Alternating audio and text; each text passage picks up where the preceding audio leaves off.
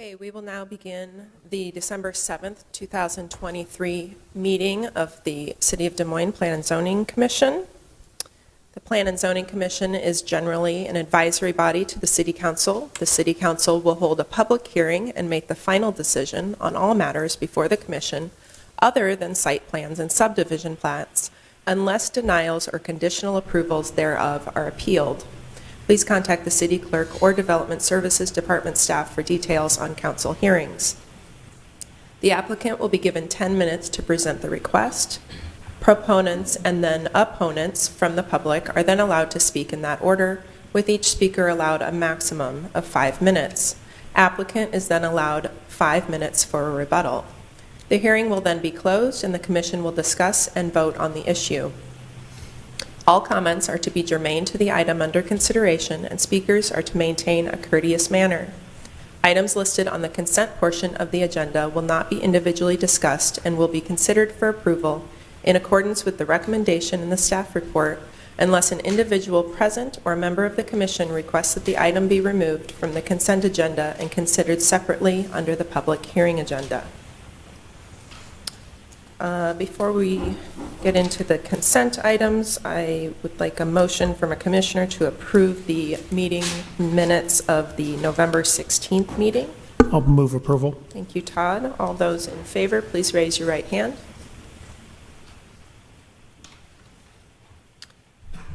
And all those who pass, raise your right hand. And we have a new commissioner who's over the phone tonight, Laura Kessel. Welcome, Laura. Thank you. Okay. And I assume you will pass on the minutes. Is that a Yes, I will pass on the minutes. Okay, thank you very much. Item number 1 on our consent agenda is a request from the City of Des Moines for the following regarding multiple parcels located in the vicinity of 1907 Clark Street. Determination as to whether the requested rezoning is in conformance with Plan DSM, to amend Plan DSM to revise the future land use classification from the property from low-medium density residential to public, semi-public, and to rezone the property from NX1 neighborhood mixed district to P2 public civic and institutional district to allow the construction of a new fire station. Is there anyone in the audience tonight who would like this pulled from the consent agenda and heard in the public hearing tonight? Yes? Okay. Item number 1 will be heard in the public hearing tonight. Item number 2 is a request from Merge LLC for review and approval of the following regarding property located in the vicinity of 1236 24th Street. A vacation of approximately 95 square feet of air right-of-way within the 25th Street right-of-way to allow the encroachment of a proposed building awning, and a vacation of approximately 16.5 square feet of subsurface right-of-way within the Carpenter Avenue right-of-way to allow the encroachment of proposed building footings. Is there anyone in the audience tonight who would like this pulled from the consent agenda and heard in the public hearing? Seeing none, or is there anyone on the Commission who would like this pulled from the consent and heard in the public hearing? Okay, seeing none, item number 2 will remain on the consent agenda. Item number 3 is a request from Merge LLC for review and approval of a public hearing site plan, Dogtown Neighborhood Mixed-Use Development, for property located in the vicinity of 1236 24th Street, for the following Type 2 design alternatives: a request to waive the primary frontage build-to-zone of 0 to 5 feet along Carpenter Avenue and 24th Street, a request to waive the requirement to provide 30 feet of occupied space along Carpenter Avenue, and a request to waive the 90% primary frontage coverage requirement for the storefront building type along 24th Street. Is there anyone in the audience who would like this heard in the public hearing tonight? Seeing none, is there a commissioner tonight who would like this heard in the public hearing? Okay, seeing none, item 3 will remain on the the consent agenda. Item number 4, a request from 1435 Mulberry LLC for a vacation of approximately 1,444 square feet of subsurface rights within the Mulberry Street right-of-way adjoining property at 1435 Mulberry Street, to allow the encroachment of proposed building footings. Is there anyone in the audience who would like this pulled from consent and heard in the public hearing? Okay, seeing none, is there a commissioner who would like this pulled from consent? Okay, seeing none, item number 4 will remain on the consent agenda. Items number 2, 3, and 4 are on our consent agenda. I get a motion from a commissioner to approve the consent agenda. So moved. Thank you, Carolyn. All those in favor, raise your right hand. And Laura, how do you vote? Aye, but I abstain from items 2 and 3. Okay, thank you. All right, going back to item number 1, and Shreyoshi from staff will present. And thank you to the commissioners. We have 3 commissioners recusing from this item tonight.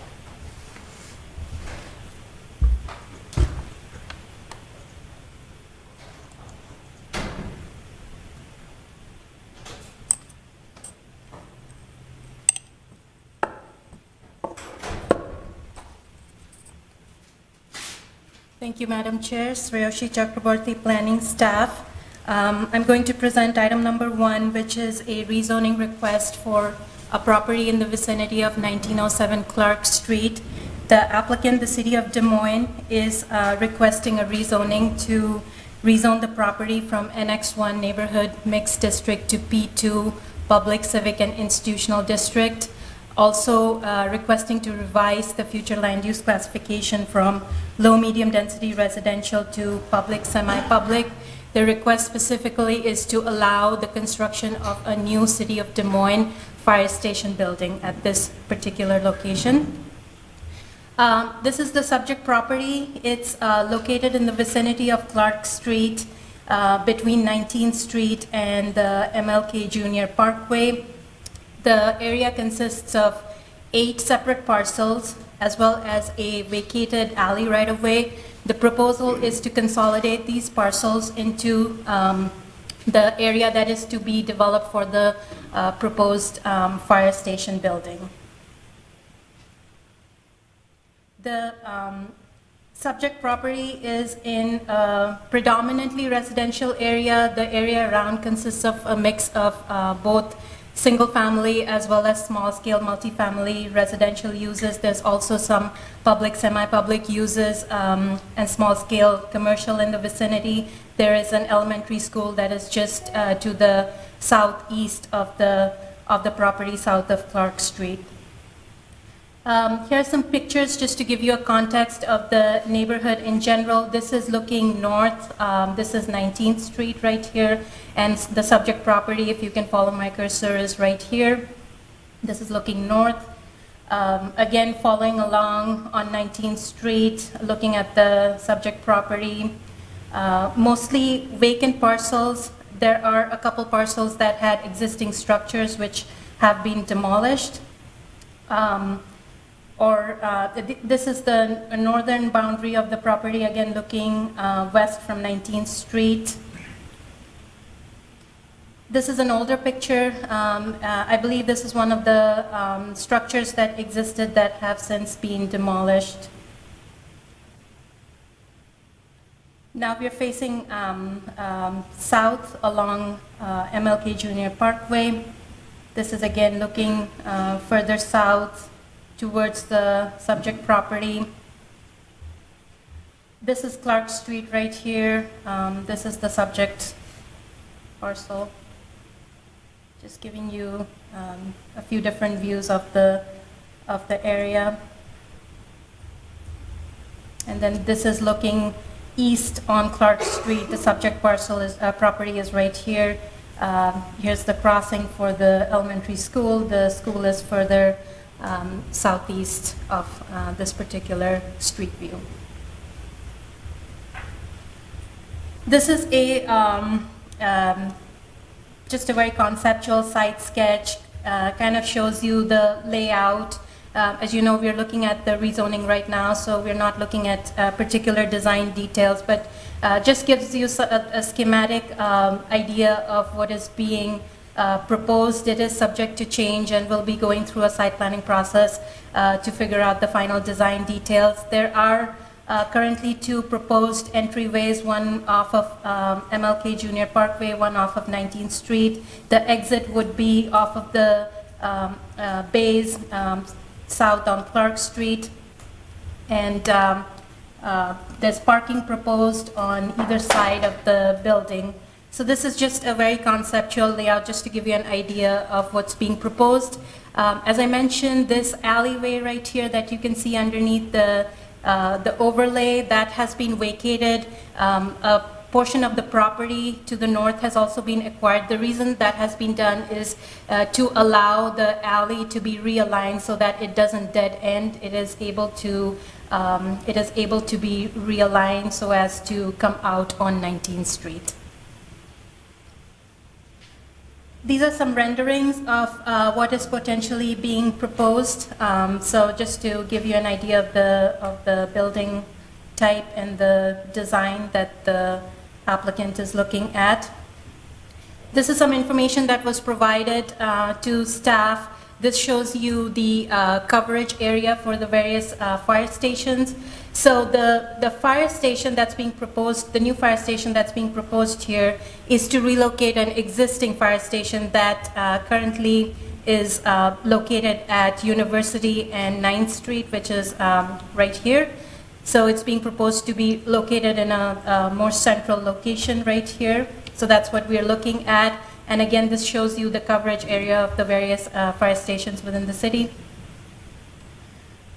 This is a service gap map that shows you the, it's sort of a heat map that'll show you areas which are outside of the typical 4-minute travel time that the fire department uses as a standard for their service and operations. So as you can see, there's some gaps that are in this particular location right here with the red dots, which shows the areas that are beyond the 4-minute travel time that the fire department looks at.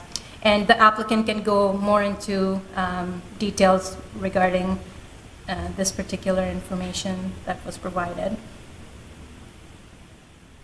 So the request here that we are reviewing and providing recommendation on is the rezoning as well as the land use plan amendment. So in reviewing that, we have looked at the adjacent uses and to see if the proposed zoning district is compatible with the surrounding zoning districts as well as the uses in that area. We feel that the proposed location is appropriate given what is surrounding. It has easy access to two major transportation corridors, which is 19th Street as well as MLK Junior Parkway. There is a mix of housing and other uses. There's also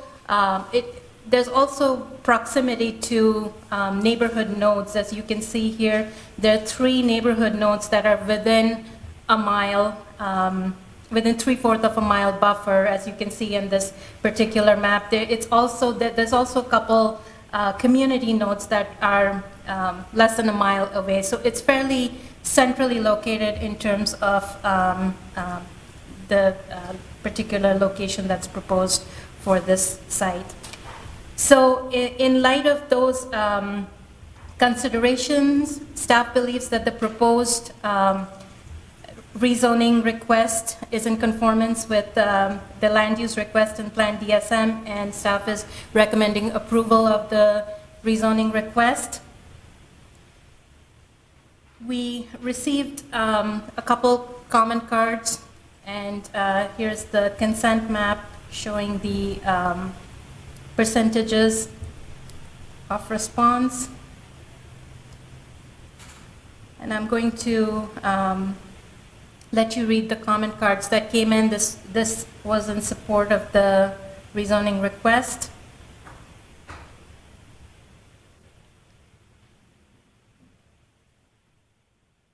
We also received a comment card in opposition, and I'll let you read this one as well. I'll zoom in just a little bit. Oops.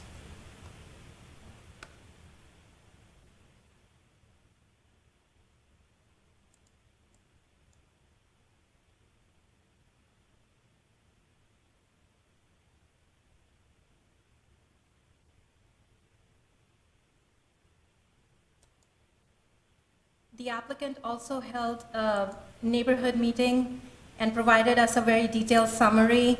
I'm just going to scan through this and let you take a quick look, but I believe that the applicant will provide a summary of the discussion at the neighborhood meeting as well.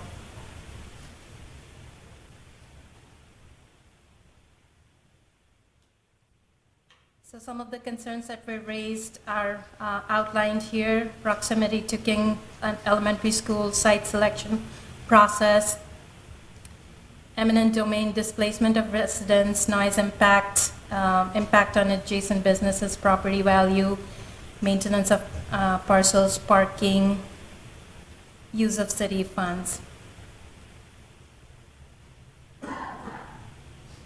And again, I'll let the applicant speak to the discussion and how some of those concerns were addressed during the neighborhood meeting. But I'll just keep moving, and I can come back to it if you have any questions.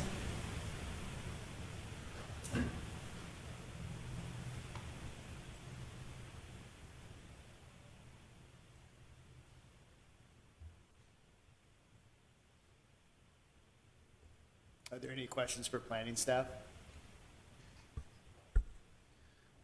Does staff do a net displacement cost for what it actually would, what burden is borne by those who are being displaced through eminent domain, in counting for not only just the cost of relocating, but added travel time or other costs relative to what their life is like now? Does that type of analysis occur? I will defer that question to the applicant if any such analysis was done. For our rezoning analysis, we did not look at that information. And you didn't receive any document that indicated that the analysis had been done? No, that wasn't. Yeah, we can't speak on what the typical process is for acquiring a site. We'll let the staff, the part of the project team, do that. But the planning staff that's charged with looking at zoning and land use plan, that's not a normal part of our process. We're not really here to debate eminent domain, how the site's acquired. We're here to look at use of the land and whether or not it's appropriate, the zoning and whatnot. I have a question for staff. The two properties that are currently in question that are not owned by the city, was there a structure there before the process started? Has there been a structure there in recent years as far as a house? They're both vacant parcels. And there hasn't been any building that was turned down? It's just, they have been vacant for a while, from Yes. my understanding. Is that Yes, correct? That's correct. And I think the mapping, I believe that our understanding is the acquisition process is complete. But you need to understand that the mapping information is provided by the assessor, and there's a lag in when things get recorded and updated. So there's also the change in ownership has been a slow process. Again, that's not something that is a part of tonight as far as, the city, what's before the commission isn't the process of how you acquire land and decide. It's a question of zoning. But even though it is showing up on the map, I believe it's under city control. So that's how we're able to start the process on rezoning.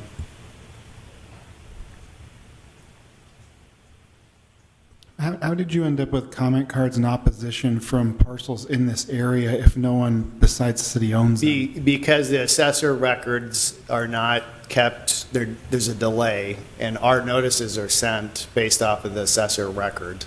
So our information is delayed. Like our auto processes of how we do notice, we pull data from the Polk County assessor. The downside of that is the assessor's information is a lag. You know what I mean? Like it's not real time. after stuff gets recorded, it takes a while for that information to update. If they're not a valid owner, then why are we counting them against as opposition if they don't actually own I'm it? not 100% sure.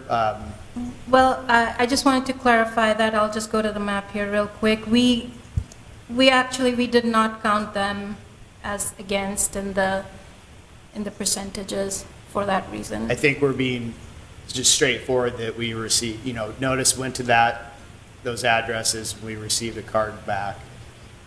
But that's, thank you, Shreyoshi, for clarifying. Okay. Any further questions for staff? Okay, thank you, Shreyoshi. The applicant may now come forward. You have 10 minutes to present. You can state your name and address, and be sure to sign into the white sheet when you're finished.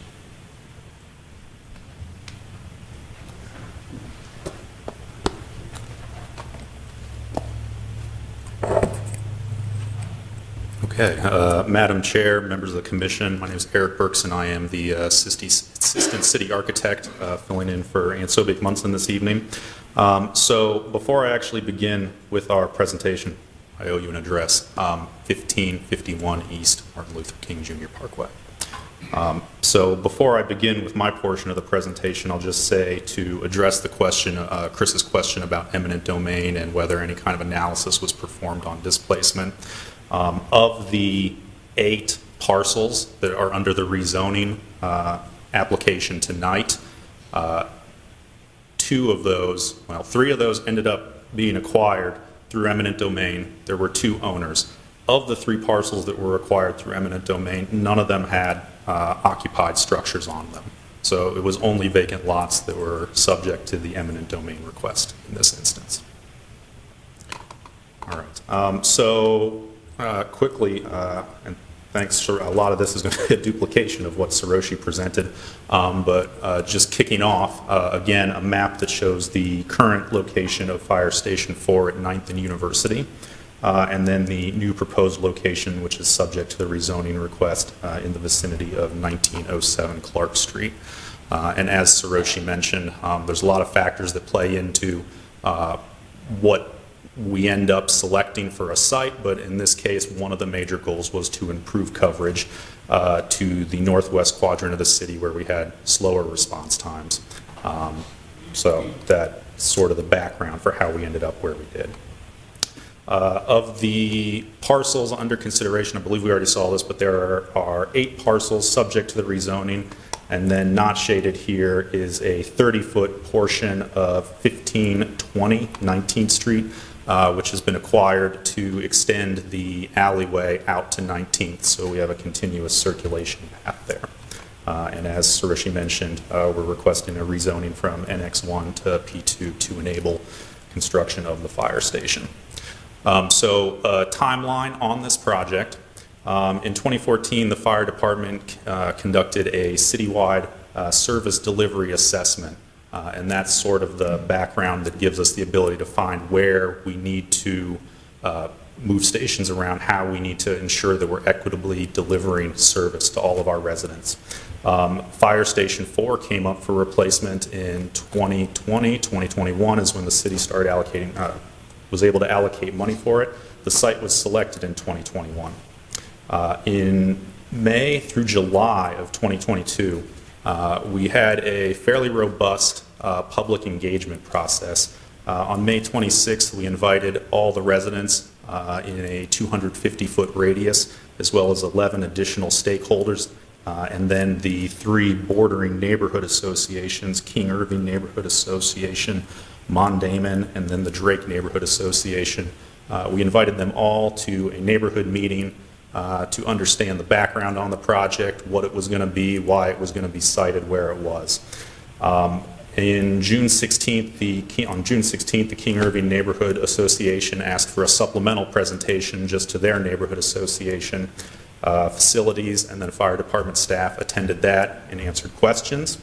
And then in July, we had several email correspondence, both with the neighborhood associations and then the Ward 1 council person at the time, to make sure that everyone was sort of in agreement with what had been done to date. So that all led to August 8th, 2022, when the City Council at their regular meeting approved the acquisition of the land in question for the purpose of constructing a new fire station. So that gave city staff the authority to begin conducting the property negotiations, and then in instances where we weren't able to reach an agreement with the property owner, the process of eminent domain. That process took just over a year. In October of 2023, the land acquisition was completed. As Jason noted, there is a delay between when paperwork is filed and when it makes its way onto the recorder's and assessor's website. I can't claim to know exactly how long that is, but in my own observations on this project, it can be as long as 2 months. And then that brings us to November of 2023. Once the land acquisition was completed, the rezoning request for these parcels was filed. So really quickly, high-level overview, what will be inside the fire station. In some ways, it's fairly similar to the recently completed Fire Station 11 in the northeast part of Des Moines, but we do have one additional apparatus bay, so fire apparatus for the fire response vehicles. We will have 4 of those here. We have the station house as well, which is sort of the kitchen, bunk, recreation facilities, all the things that are essential for fire personnel as they're working a 24-hour shift. We have a community room, which will be open to neighborhood associations for meetings, and then will be used by fire department personnel for training. And there is a 3-story, no-burn training tower attached to this station. The purpose of that is to allow, right now the fire department does not have a great location to simulate high-rise rescue, pulling hoses through high-rises. This will allow them to augment their current training regimen. And that will be 3 stories, plus sometimes you'll see it referred to as a 4-story tower, but the 4th story is actually a cellar below grade. Okay. So this, as Saroshi mentioned, the next 2 slides are all very preliminary. This is information that was shared with the Urban Design Review Board this past Tuesday. This is our preliminary site plan. So at the very top, you'll see the portion of 1520 19th Street, which was acquired for the purposes of rerouting the alleyway. The Chapter 134, 135 requirements tell us that our primary frontage is MLK, so just to walk you through the site, and again, this is still subject to flux, but the main entrance is located on the west facade. We have bike parking and then visitor parking adjacent to that. In terms of vehicular traffic, there is access from MLK on the west and 19th on the east. So MLK will be the primary entrance with an automatic gate. 19th is a secondary entrance, which is really only intended to be used when either there's construction or some other process that prohibits the fire department from using MLK. To the south, all of the apparatus will exit the facility towards Clark Street. And that is done, one, because we want to avoid having overhead doors on the primary facade, but also it gives us the best access to 19th Street if the fire department is responding to an incident to the north, and MLK if the fire department is responding to an incident to the south. And then finally, to close out the site plan, we're planning to put utilities, transformer generator in the northwest corner that will be walled in, and then a training tower. You can see that from the shadow line slightly larger, that will be in the northeast corner.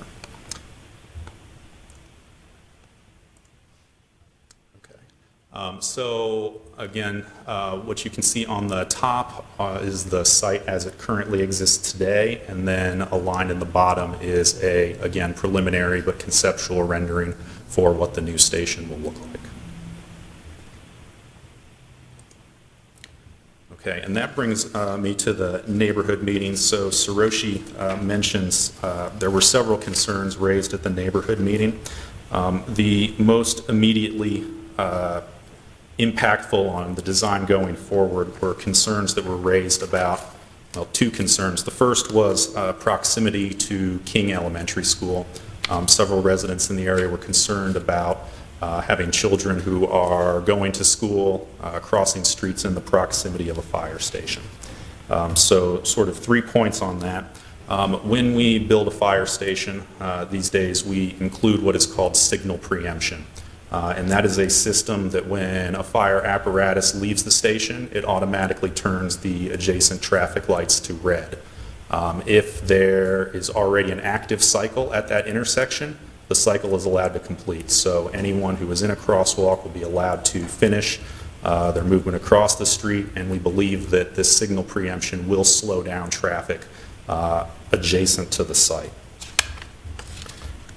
Additionally, we have had several contacts at this point with Des Moines Public Schools, both through their safety specialist at the general office, but then also most recently on November 30th, Fire Chief DeKipp reached out to the King Elementary School principal, Renita Lord, by phone to discuss the project, give background, and at that time there were no concerns expressed on behalf of the school. The other sort of major pressing concern we heard was about noise impact to the surrounding residents.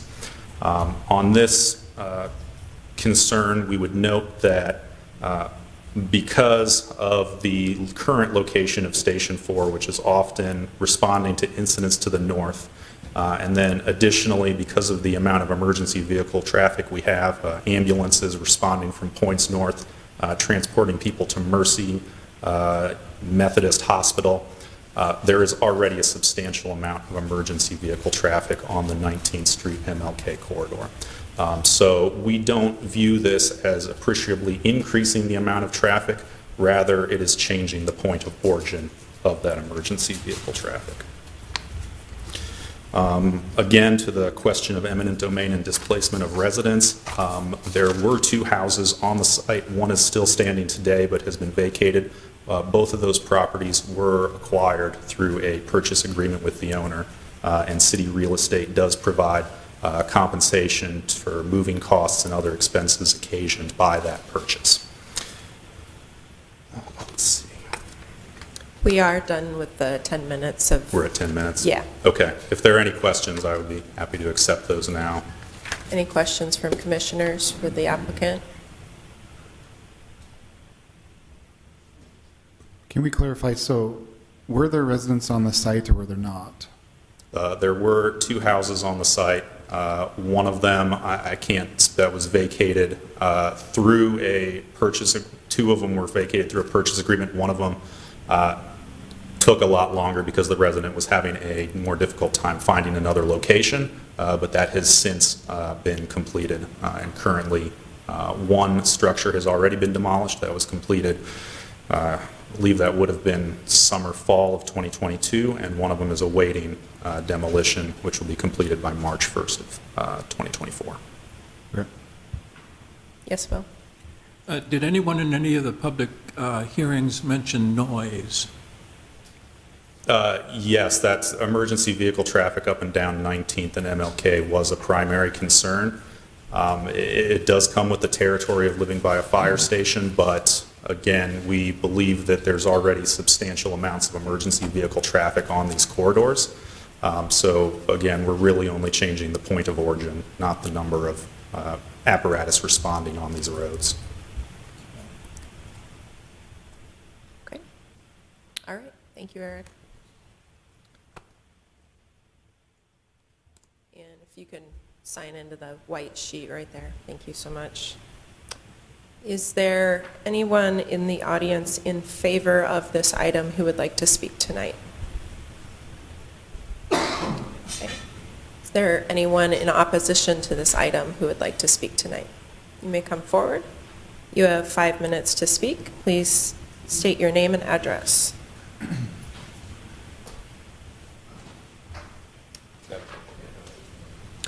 Oh, Why don't you hand this to staff? yeah.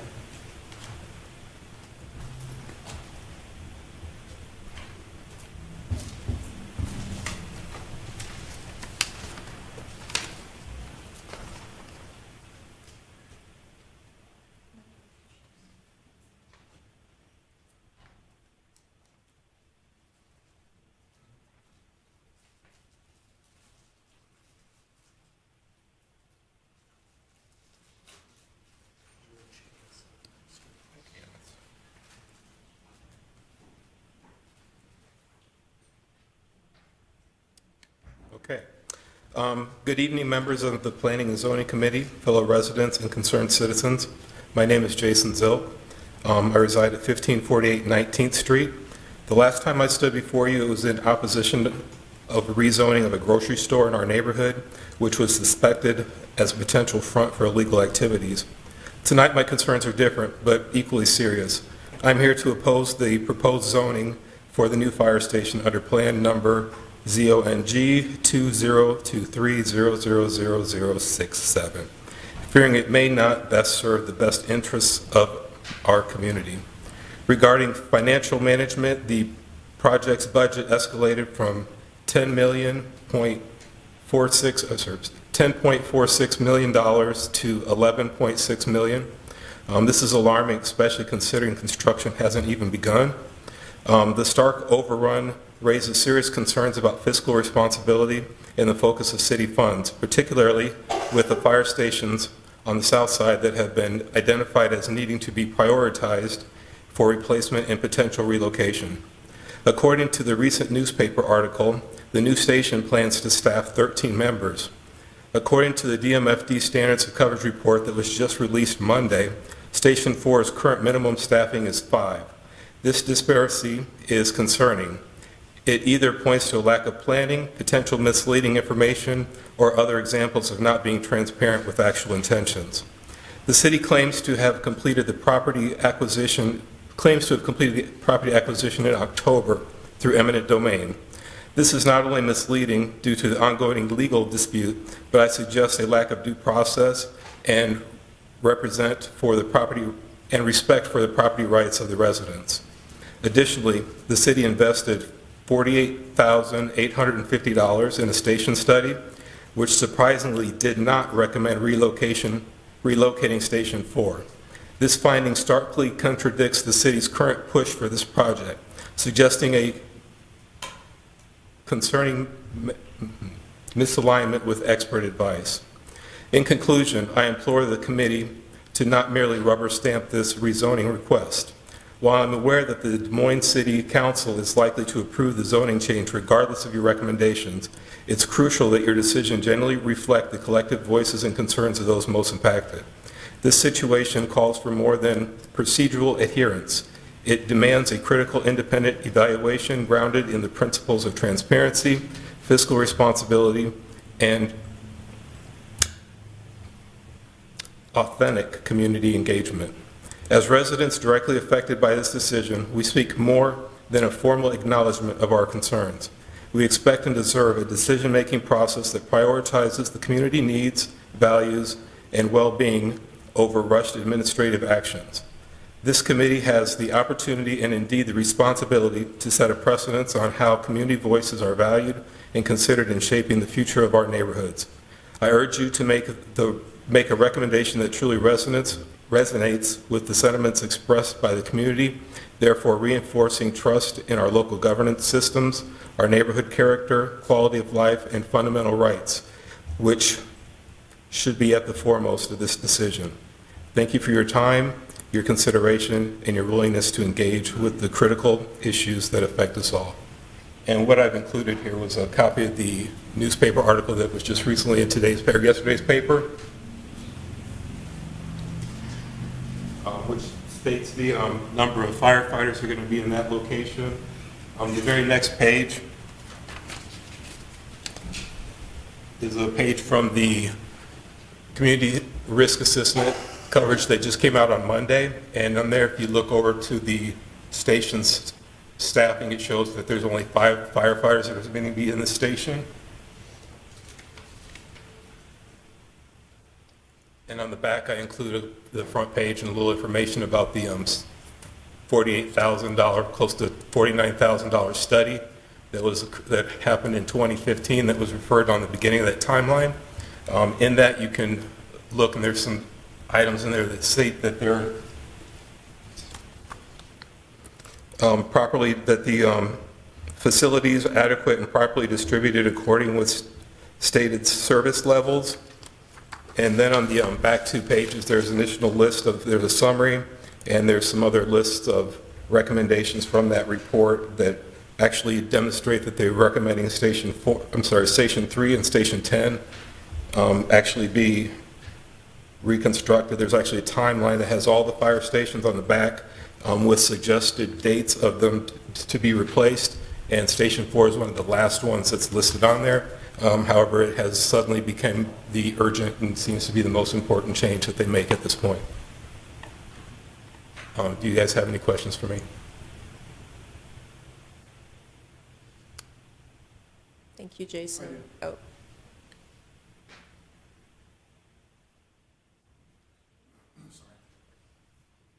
You said that Station 4 was the last to be referenced as should be needing to be moved. Is that correct? Correct. And that's in the study?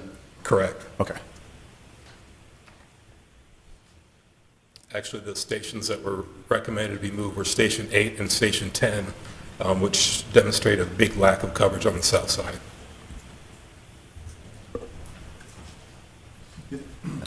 And Did they make any proposals on what should be moved? Like what was priority one station? Was that on there as well? yeah, I believe Station 8 actually, I believe Station 10 was the highest priority as far as relocation. Okay. And then I guess that sounds like dead in the water at the moment? I'm sorry? Is Station 10 dead? No, it's not been moved. It hasn't been moved, okay. No. And there's no plans for it to be moved? I can't speak on what their actual plans Yeah. are. I mean, the plan in here said that it should be actually replaced by 2019. Justin, I think we can also have that answered by the applicant in their rebuttal. Okay, sounds good. Okay. I think, I do have a question for the applicant when they do come back. Okay. And in regards to the timeline that they're talking about, I was also at a meeting when they were talking about the eminent domain procedure, saying that it had already been taken place and that it takes a long time for the Polk County assessors to get that updated. I was kind of surprised because I am the owner of two of those properties, and I hadn't had any indication that the procedure had been completed. I did go down to the assessor's page and ask them about that to see if they had any different information. They did not. They referred me to the registrar's office. I actually went to the registrar's office, also spoke to them. They did not receive any information from the city that they had started this process. They referred me to the Polk County sheriffs, who also informed me that they could not prove that the city has completed this process. After speaking to an attorney, I also have confirmation that the city does not own those properties as of yet. Thank you. Okay, thank you, Jason. Wait, can I have I, a quick question. So what are you hoping for us to? Well, what I would like, I believe that the city council is going to pass it. I mean, there was an item on the agenda, number 2, that looks like it was pulled to actually have the easement from the alleyway come before you. They went ahead and passed that the other day without bringing it here first, which I think is improper. And they also waived the additional readings. So I believe the city is going to pass it regardless. But I would like the zoning committee to actually follow the correct procedures or encourage the city to do it the right way and not just rubber stamp and give them the ability just to go ahead and say, well, zoning said it's great, we're going to pass it regardless. I would like there to be some opposition to that to force the city to actually do it without your consent. Okay, thank Can you. I- Did you sign into the white page there? Thank you so much. did you say you were an owner of two properties, or are you saying you're? I am currently the owner of the 2 highlighted properties that they did not include on the dissent. The ones that were read in the comment card That map. was my comment card. So you do believe you're currently the owner of those? Yes, I am. I won't be, but currently I am. I'd like them to follow the procedure and actually own it before they continue to say that they do. I had another comment, a 2-minute one for the vacation of the alleyway, but that was pulled, so I won't read that. Okay. Are we supposed to be owning property to get it zoned? You have to be the owner of the property to get But- it zoned, correct? To submit an application to go through our processes, we require either proof of ownership, like a purchase agreement or ownership record. In this case, we had information from the sheriff's sale that showed that that process had been completed. That's why we proceeded. The other way property gets rezoned is a council-initiated rezoning, where the city rezones property, which for example, occurred when we adopted the new zoning code, we rezoned the entire city to the new ordinance districts without an application from a specific applicant. So the council does have that authority as well. Does the process we're going through here require ownership of the parcels in order for the rezoning to actually go through? We have proof that the city controls the property from the perspective of what we would take in for an application. So like I said, we take things like purchase agreements and other items like that where there's a, I'm trying to think of the right way to put it, but a controlling interest or control, I don't know, you might have a better way to put it, Lisa, but. Legal control. Lisa Wieland, Assistant City Attorney. Yes, when the city has proof of possession or an ownership interest in the property, oftentimes it's not the owner themselves that are applying, but for instance, a future buyer. How common is that? It's pretty I mean, a lot of the projects you see with the developer, they'll be in front of us with a purchase agreement, and they'll actually, they'll be working with the current owner because they don't want to purchase the property until they actually know if they're going to have the zoning. So it's fairly routine. Are we working with him? We are acquiring the land through a eminent domain process. Yep. So as part of that eminent domain process, the city engages in negotiations to try to voluntarily acquire property, and when they cannot do so, then that's when they start the formal proceedings for eminent domain, which occurred on the two parcels. Do we have previously. documentation that a process has been taken to negotiate for this property? Because I'm feeling like we're missing a step. Oh, let me just step back here and explain the eminent domain process on a high level. So initially, the city of Des Moines would engage in voluntary negotiations to try to acquire property interests for any public improvement project in which engineering has identified the specifics of what property interests are to be acquired. If that doesn't work and the parties aren't able to reach an agreement, then the eminent domain proceedings would occur, which involves a lot of paperwork being filed, identifying what property interests are to be acquired, the purpose for them, the project, and the specific interests, as well as plats that represent that. There is an application for condemnation that would have been recorded through the recorder's office indicating that that process has been started. Once that, as part of that process, the property owner gets noticed and a formal hearing happens in front of a commission. And then the commission's job is to set the value for the property interest being acquired through those proceedings. So a hearing has been held. I was in attendance for the hearing of the Zilk property, as was Mr. Zilk. What was the date of the hearing? I'd have to look that up. Perhaps he knows offhand, but it was in October. And the commission made an award for assigned a value for the property interest to be acquired. And then after that time, Can I get the award amount? I believe it was $40-some thousand. Keep going. We don't. So all that to say that any appeal I just would point out that if there is an appeal in any condemnation, that the scope of that appeal is limited only to the commission's decision, which was the value of the property interest to be acquired.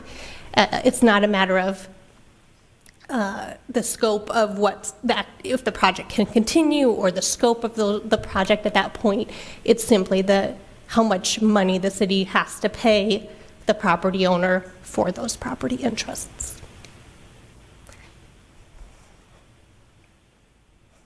Okay, thank you, Lisa. Is there anyone in the audience tonight who would also like to speak in opposition to this item? Or neutral?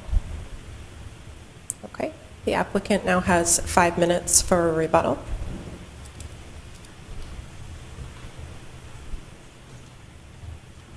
Eric Berkson, Assistant City Architect. Quickly, the legal stuff I will largely have to defer to Lisa. The condemnation hearing for the awards was held on October 12th. And I will note that the other property that was subject to eminent domain on here, which is 1915 Clark, that condemnation hearing for damages was held on October 5th, and all the documentation was just recorded to the county recorder's website yesterday. So again, there is a substantial delay between when the damages are actually determined, when the city deposits a check with the sheriff, and when all of it makes it onto the county website.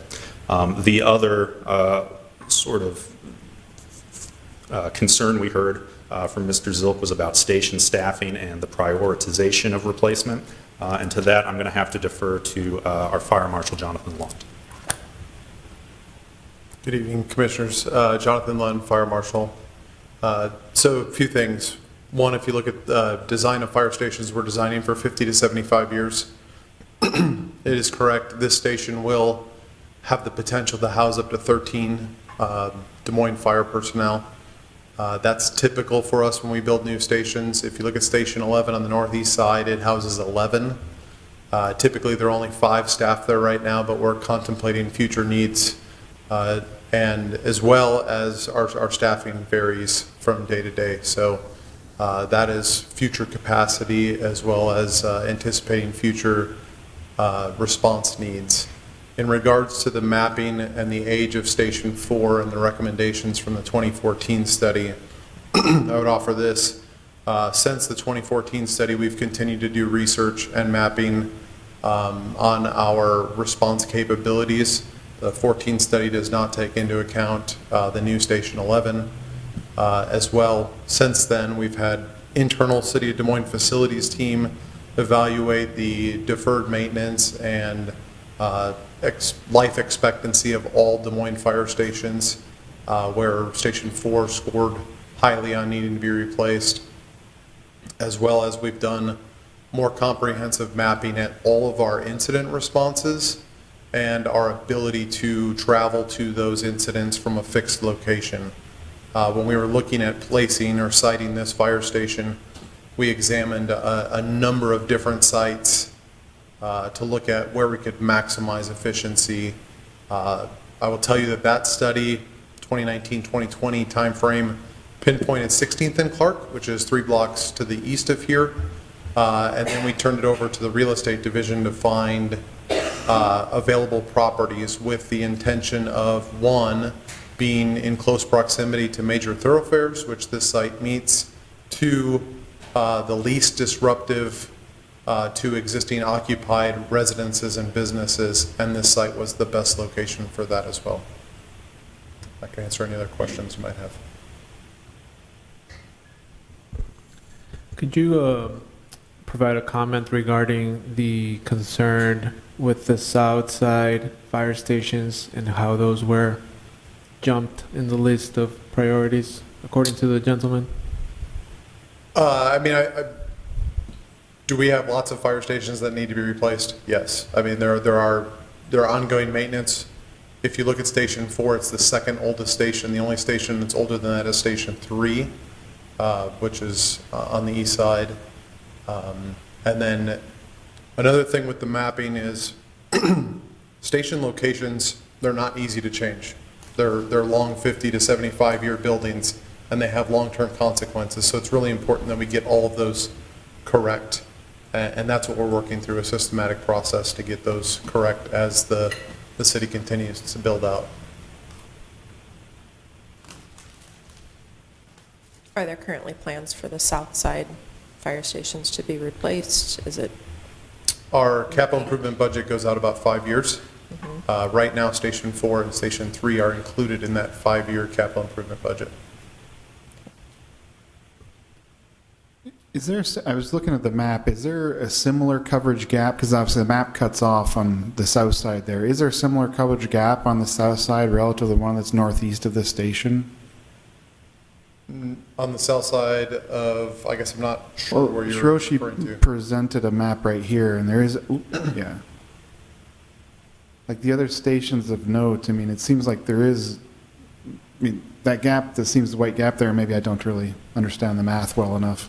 But the heat map, which is the next one, does seem to indicate that you do have, you know, an actual coverage issue that this thing should seem like it addresses. Is there another spot on the south side that has a similar coverage issue like you're observing here in the map?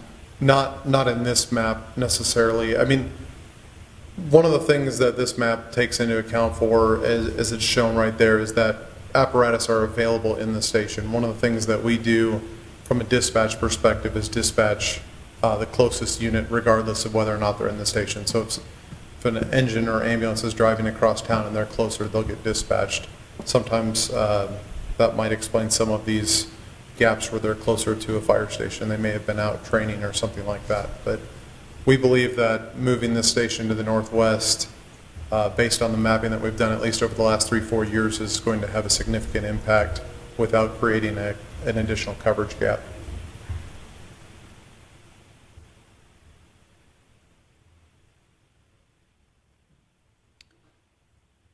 Any more questions? Okay, thank you very much. Make sure that everybody signs into the white sheet. Sorry. Thank you. We'll now close the public hearing and open it up to the commission for discussion and motions. Go ahead, Will. I would like to comment that I think that the applicant has shown by demonstrated evidence that it's a necessary benefit to the entire community of Northwest Des Moines. I think it addresses the issue of having a 4-minute response time and access to the neighborhood nodes, both the community nodes and the neighborhood nodes. Also, there's a benefit the community center open for rentals, I think, is also an asset to the community. And you have to remember that most of these, majority of the calls regarding the coming out of the fire station are EMS calls to medical emergency. So I think that, and I think all the issues have been addressed, and I think, but before us is the benefit of this change, and I support the staff and recommend that staff recommendations be approved. Okay. Thank you, Francis. I believe Will had something. Yeah, I appreciate what you've said, Francis, and it occurred to me that one of the concerns that the member from the public raised was about the cost of the building, expected originally for $10.46 million, and now it's risen, but everyone knows that there's inflation, and the cost of building increases, almost every day. And the fact is that the city is required to go through all of these hoops and hoops and hoops to get a project completed. And I think, frankly, that the city has done a good job in doing that. So I support your motion, Francis. Okay. Thank you. Carolyn, did you have something to say? I just want to say that I'm going to be sad to lose station number 4 because I'm a block and a half away from them. And the noise is not a problem, but I think I'm going to support Francis on this one. Okay. Thank you. I don't want to turn down an opportunity to publicly agree with Francis for only the second or third time ever. So on this, I do want to clarify though that I do have a differing opinion in Mr. Zilkin that I do believe this is a worthwhile project that closes what seems to be what a concerning gap in an area that probably shouldn't have a gap that appears to statistically significant. And again, I potentially irrationally find the current exit onto an oddly skewed intersection there on University. This seems like its new location will be safer from the perspective of trucks coming out onto a straight drive. So I do think there's a lot of benefits to it. I think I will be passing on this because it doesn't seem like it's clear that all parties are in agreement on who owns what. And so while I don't have enough evidence to oppose this, at the same time, I'm not entirely sure I have enough to say that I actually would vote for this with that uncertainty. Yeah, I agree with you, Chris. I live my life with timing always being perfect. So just with what I'm seeing right now, there's other priorities that can be taking place in the city. With this station being 2028, there's other priorities in 2019. I'm just going to trust the study. I'm going to trust our consultants, and yes, public safety is key, and we're making huge bounds and steps in Des Moines, but this just seems a little just off the timeline right now. In time, but just not right now. Okay, thank you, Justin. There is no further discussion. We do have a motion, correct? You made a motion, right, Francis? Okay, thank you. All those in favor of the motion, please raise your right hand. Yes, it is to support staff. Okay. And all those opposed? And pass? Oh, one opposed? Okay. And pass? Okay, thank you. And Laura, how do you vote? I vote in the affirmative. Aye. Okay, thank you. Motion carries. All right. Thank you very much. We will now move on to item number 5, a request from 1435 Mulberry LLC for review and approval of a public hearing site plan, Falcon Apartments, for property at 1435 Mulberry Street, and for type 2 design alternatives A through H. Nick from staff will present. I'll wait a second till the other commissioners get back in.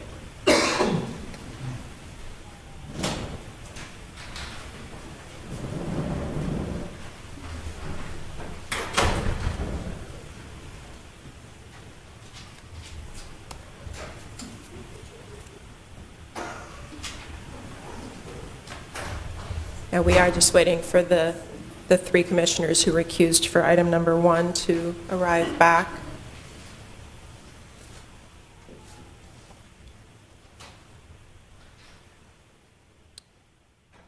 Kayla, are they aware?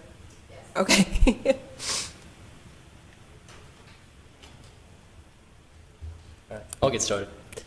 Madam Chair, members of the commission, Nick Tarpey, planning staff.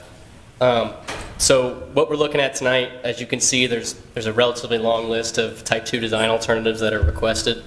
Just to try to chunk this up and make it a little bit easier to digest, parts A through C, they really kind of all run together, so I'll try to explain them in conjunction with each other. They really relate to a decision to locate parking internally in a garage on the first 2 floors of the building. So I'll talk about that, but that's really what those are related to. Parts D and E, they're related to a decision to design a second-story pool and amenity deck. So again, we'll look at the design. You probably saw it in your packet, but those are really connected to that design decision. Part F kind of stands on its own a little bit, and then Part G and H are both specific to parking. So surface parking, and then also just thinking about the idea of parking in general. So the report kind of splits those up. In my presentation, I'll try to have all those things run together, so hopefully it's a little bit more digestible.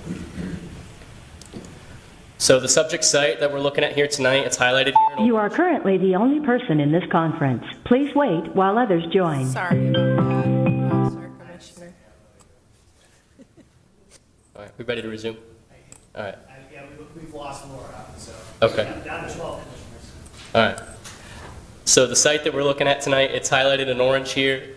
This really is nestled in what you would call the southwestern corner of downtown Des Moines. So if we have 15th Street here on the west side, we got Mulberry Street here. Further south of these railroad tracks is Martin Luther King Jr. Parkway, and then further south of that would be a lot of what we would call undeveloped land, colloquially known as like Gray's Station, if that term rings a bell. A couple blocks to the north of here is the Papa John Sculpture Park. We have the Walnut and Locust mixed-use corridors, and then we've got some really a lot of office space that's located to the east of here. Mulberry Street in general is an interesting mix right now. There's a mix of institutional users, so we have Central Iowa Shelter and Services located directly across the street of this site. Fire Station number 1 is located here just down the block. A couple of vacant parcels, some smaller commercial or office buildings. One thing I do want to note as well, where my cursor is right here, there's a recent site plan approval for a 5-story mixed-use building. That saw the commission back in 2022, but they recently just received some site plan approval. So have begun some grading and other activities at that site. So just to set the context here. Here's some photos, just looking at the site. These were taken yesterday. So this is standing on Mulberry Street, looking towards the east. This site, this building right here would be demolished as part of this project. So it's really, where my cursor is where this proposed apartment building would go. This building here is Central Iowa Shelter and Services. They've got a relatively large complex, or what maybe you would call a campus here, on the south side of Mulberry Street. Here's another view looking north towards Falcon Drive, which is the intersection that this apartment building would be placed at. For the purposes of this site plan review, this north-south segment of Falcon Drive is considered a street frontage. And then if we go back to the aerial, you'll see that it hooks to the east. And that's really, it takes on more of an alley condition. So that'll come up later, but just wanted to point that out.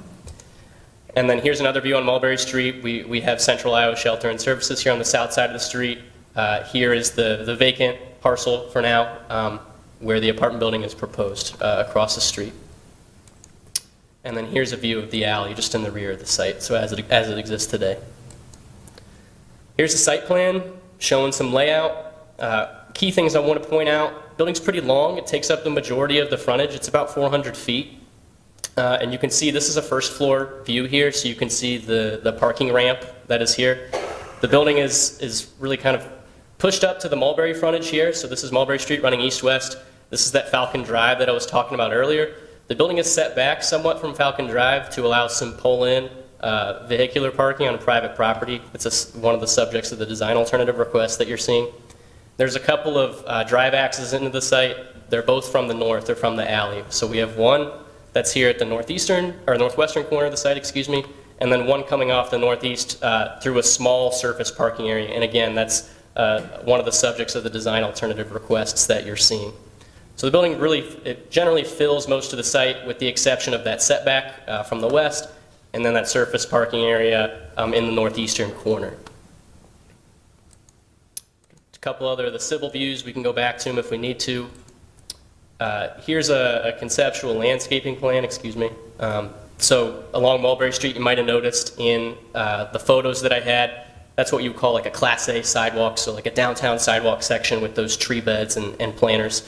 The developer or the applicant is proposing to completely reconstruct the sidewalk as part of this development. So that was, you probably saw in one of the items that passed on the consent agenda, there was a vacation. Part of those vacations were for footings to be in the right of way. So the sidewalk is getting completely reconstructed as part of this project with new trees and plantings that would be installed. So digging into some of the elevation views, some of the more architectural stuff. So this is a rendering of the project as it would appear basically from that intersection of Mulberry Street and Falcon Drive, looking from the southwest towards the northeast. The building, it's utilizing a couple of stories of glass. This would be clear glass situated on this kind of corner anchor entry feature. And you can see, and we'll see in the elevations a little bit better, but really the building, it's 2 stories of a precast, what a lot of people would term like a podium style construction. So precast concrete at the base, and then upper levels are clad with different materials. So on this corner on facing towards 15th Street on the west, at the western corner of the building is a slate material that's proposed. As you get further down towards the east, that changes to a fiber cement paneling. We'll see that on the elevations, but we'll come back to that as well.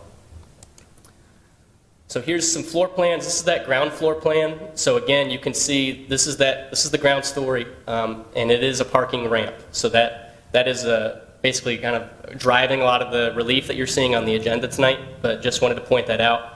This ground floor in the southwestern corner of the building, this is really where the applicant is proposing lobby space for residents, some office leasing spaces, mailroom, things like that, kind of accessory type uses to a typical residential use that you would see.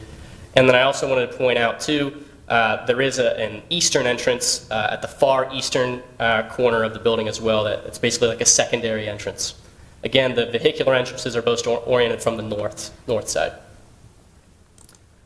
Here's the second floor view. So you can see this is that second floor of parking.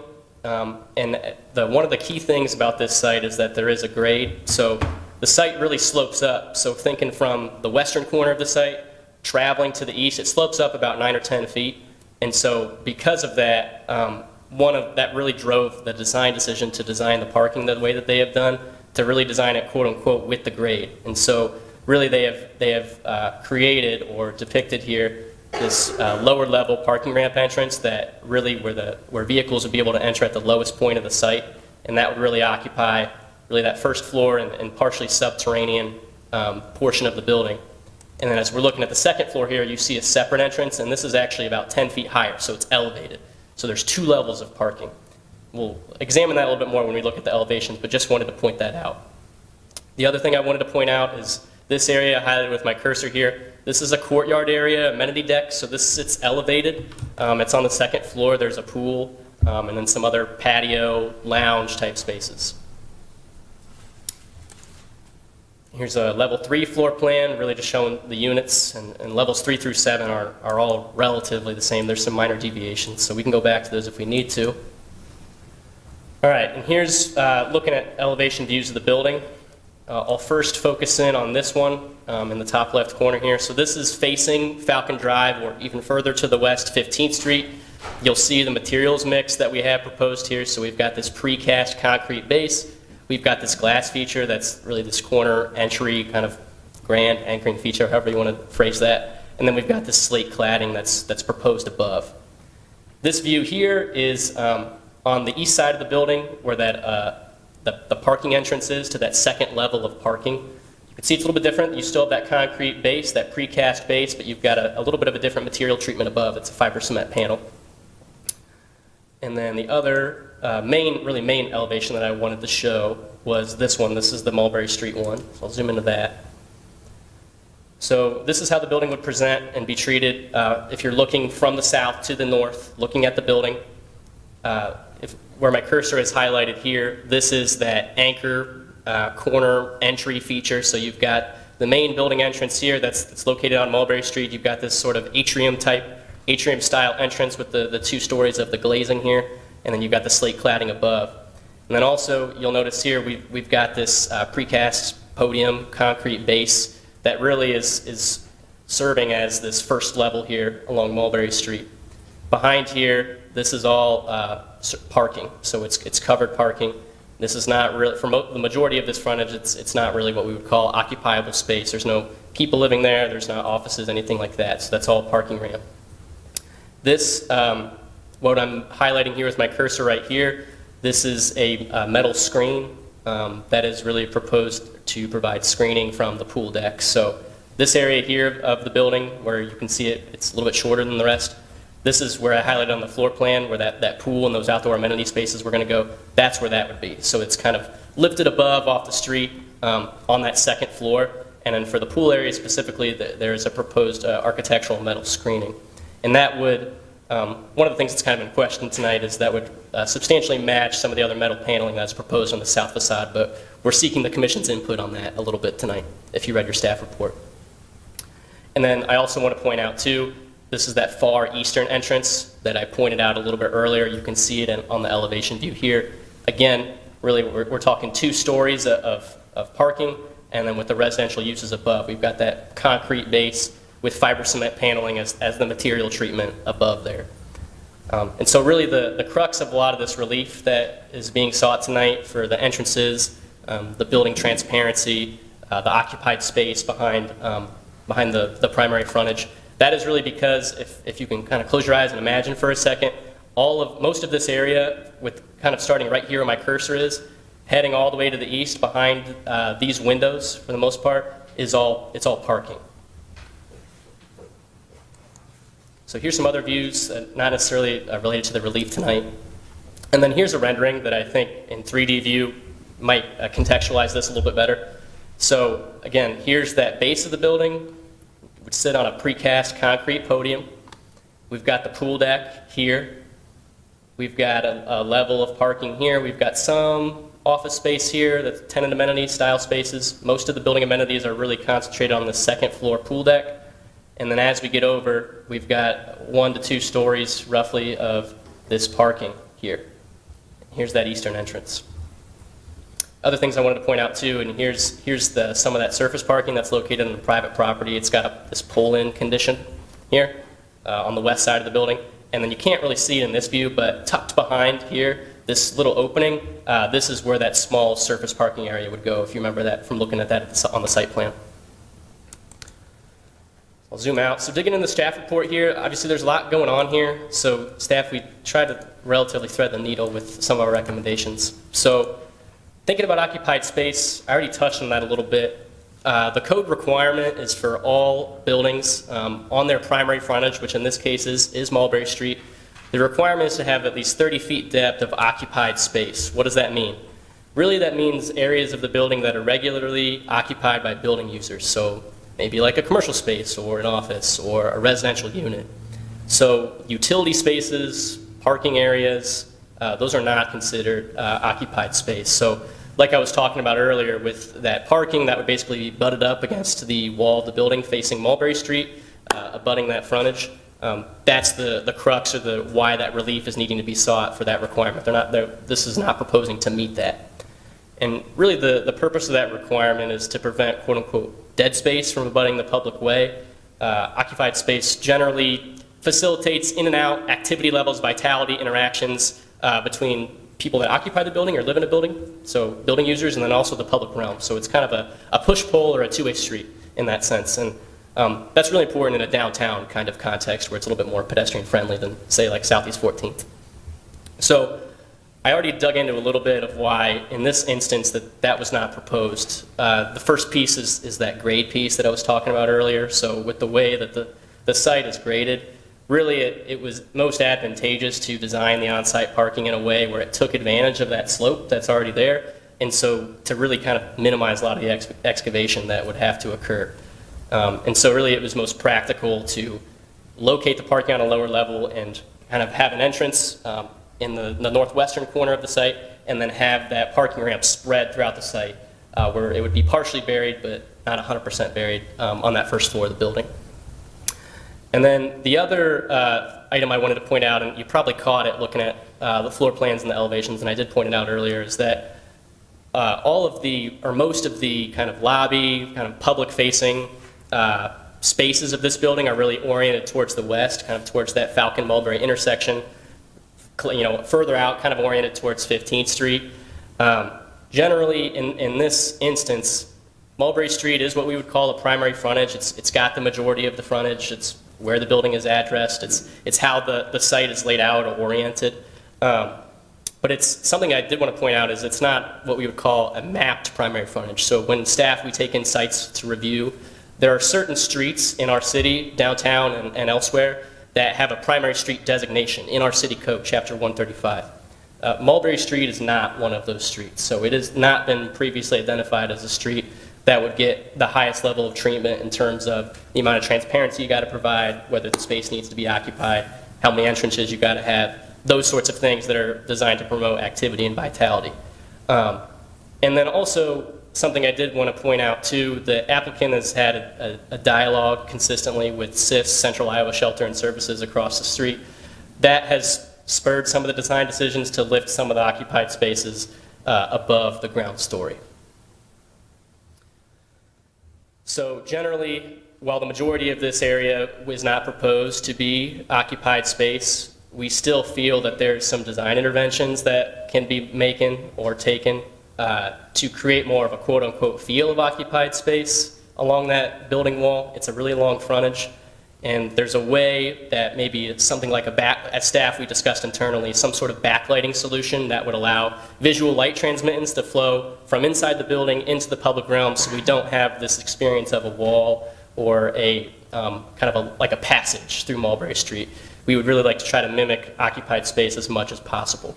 So as staff, thinking about this occupied space requirement, we support it, but we do have a condition that there would be some backlighting that would be provided within the parking areas that would mimic occupied space. So getting into thinking about transparency, a pretty similar item. This commission has probably seen some design alternative requests for transparency before. Something I want to point out is that for this building, there's a requirement for 18% transparency per story. And when we think about transparency, there's a specific type of glazing standard or window standard that needs to be met. So something like a spandrel glass or a frosted glass does not meet the specifications of transparency. So even though it's a window, it's not a clear window. So it doesn't really allow people to see in a certain distance or people to look out a certain distance. And part of some of the windows that are proposed along this frontage would have like a frosted glass aesthetic, for lack of a better term. So they're translucent, but they're not completely clear. And so those windows, along with some of the blank walls that you saw looking at the elevations, that is really what is driving this request for relief for the facade transparency, specifically on the first floor of Mulberry Street.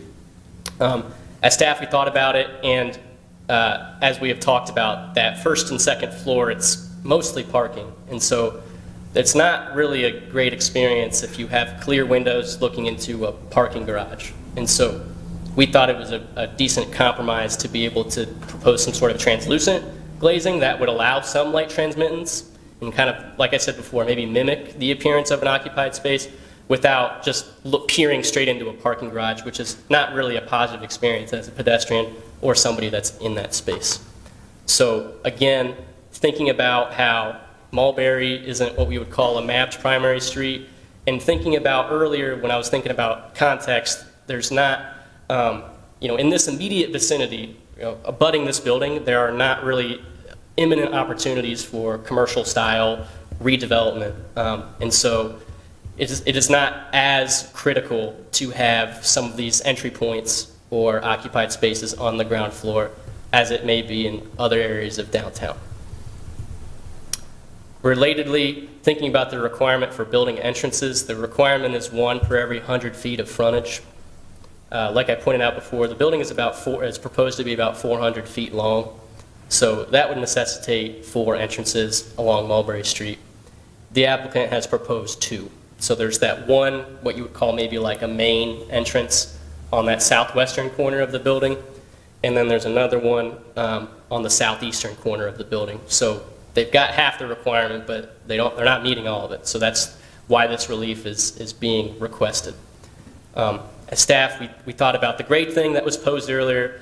We also thought about, again, that there's parking on that ground story. We don't know if it's really that effective to have entrances into a parking garage off of Mulberry Street. However, we really were trying to analyze and think about that eastern entrance. I think we can all maybe agree that that western entrance is relatively grand. It's got that big lobby, that atrium, got a lot of glass, there's a lot of attention called to it.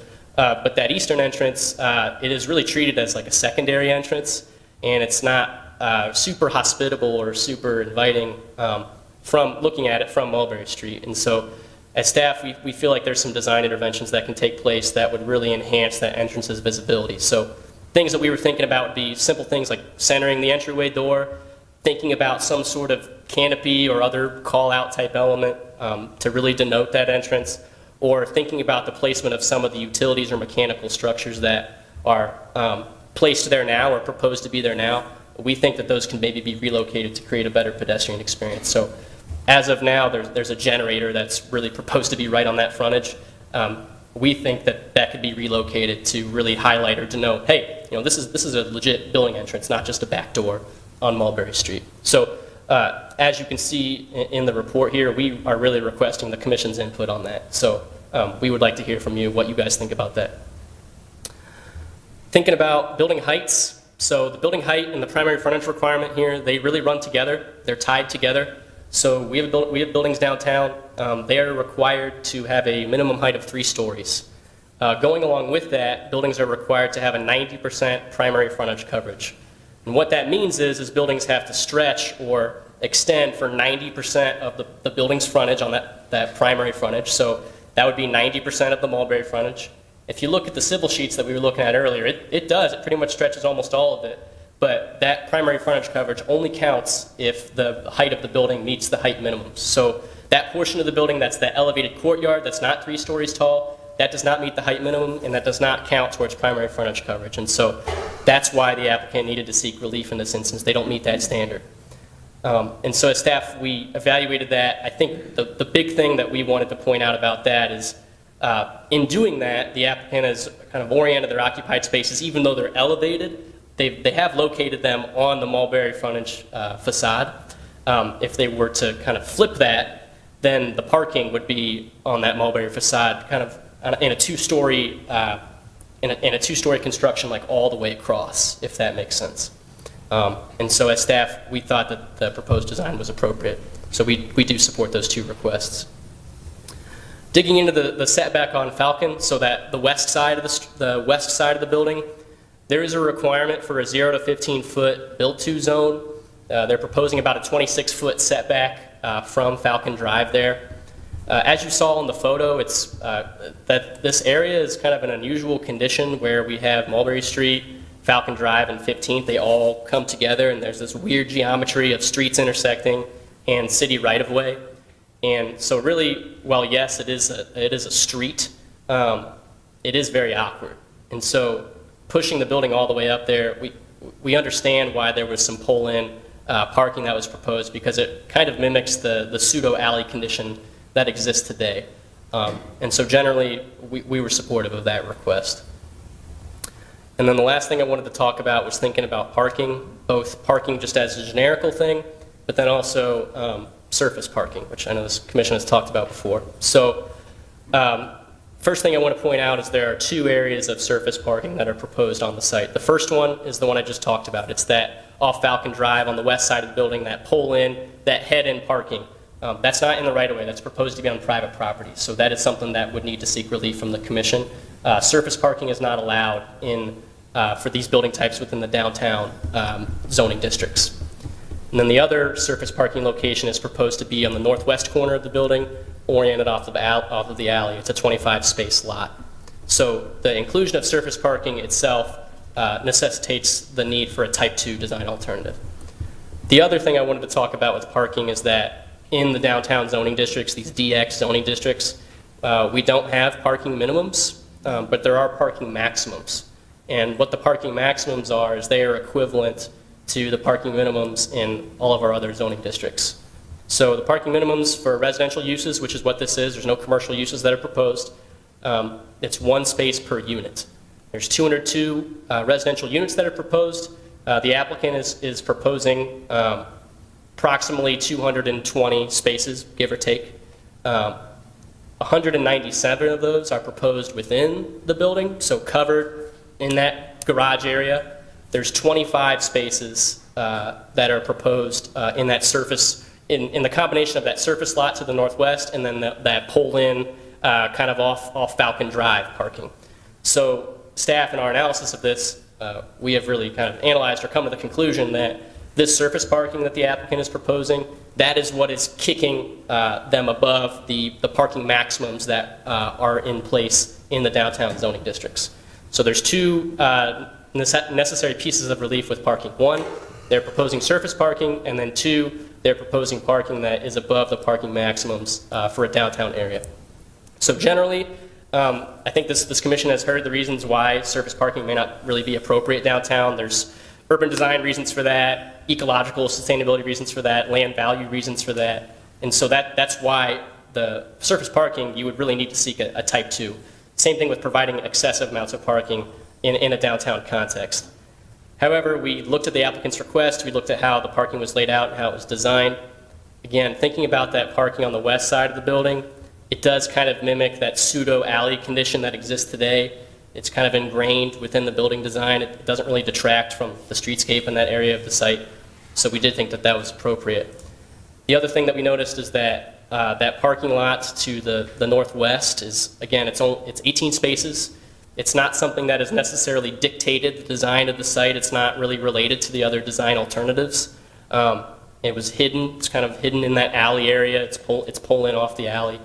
It's physically shielded from really the high visibility public spaces in this area. The other thing that we wanted to point out, or the applicant pointed out to us rather, was that this applicant is also the owner of the Flux apartment building to the north of here, if people are familiar with the Walnut Street context. And the Flux apartments, while located directly north of this proposed project, they have exhibited or indicated parking pressures amongst their residents. And this parking lot would serve as an outlet for those residents, so it would be shared. As staff, we thought that was relatively noteworthy. We don't want to take, we do want to take surface parking that's proposed downtown seriously. So staff, we would support what is proposed here, just on the condition that we get a written, formalized agreement that, hey, this is going to be shared parking between these two properties. That's how we would support that request. So I know that was a lot, but just to summarize, generally as staff, we're supportive of the design alternative requests laid out, parts A through H, I believe. There are 5 conditions here. I'll read them off. We'll come back to them. One is that provision of that backlighting system along the Mulberry frontage, so those parking areas on that first and second floor that directly abut Mulberry, we would be okay with not providing the required transparency or the occupied space along that frontage if there was a backlighting system that could be verified and proposed that would allow light transmittance to bleed from the inside of the building into the Mulberry right-of-way. The other thing we wanted to point out that I already pointed out earlier was the placement of that door on that eastern entryway, the one that's kind of considered the secondary entrance now, centering that to give a visual cue of, hey, this is a real entrance and not necessarily just a side door. And then, like I said before, just thinking about that southeastern experience overall, we really want your input on how that's treated. So we'd like to hear the commission's feedback on what's proposed and what maybe they would propose. And then also, earlier, I think off the cuff, I talked about thinking about some of the material choices and the architectural screening elements that are proposed for the courtyard and the pool area. I think generally, and it was said in our staff report, the material choices for this building are really important, particularly with a building that's not providing code compliant transparency or has some areas of the building that exceed our blank wall limitations. In a downtown context, the type, the quantity, the placement of materials is really important. And so that is something that, as a finalized materiality package, we just wanted to put that as a condition in our P&Z staff report and have that be on the record. And then lastly, like I most recently discussed, having that formalized, written, documented parking agreement between the Falcon project, which is the project that's under consideration tonight, and the Flux apartment building, which is located directly to the north. And I can point that out on the map if you want. Something else I did want to point out, we didn't get any comments from neighbors regarding the formal P&Z notification, but we did get more of a formal letter from Central Iowa Shelter and Services. I will, which is the direct neighbor to the south of this project. I will zoom in on this and let it hang so you can read it.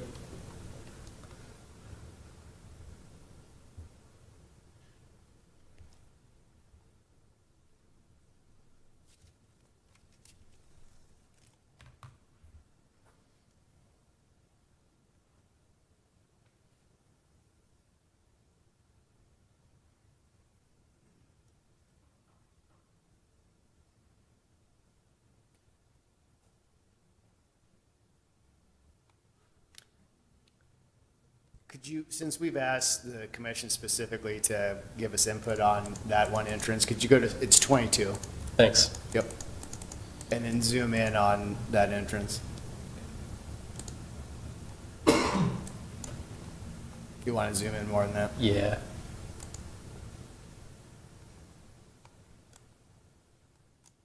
So we're looking for dialogue on if there's thoughts on how to enhance that as an entrance. The one thing that we thought of was the centralizing the door. There's actually 3. It doesn't show up fully in that rendering, but there's kind of 3 sections of storefront glass, however you want to say it. But maybe the door in the middle, maybe some sort of awning. The other thing is what you see is the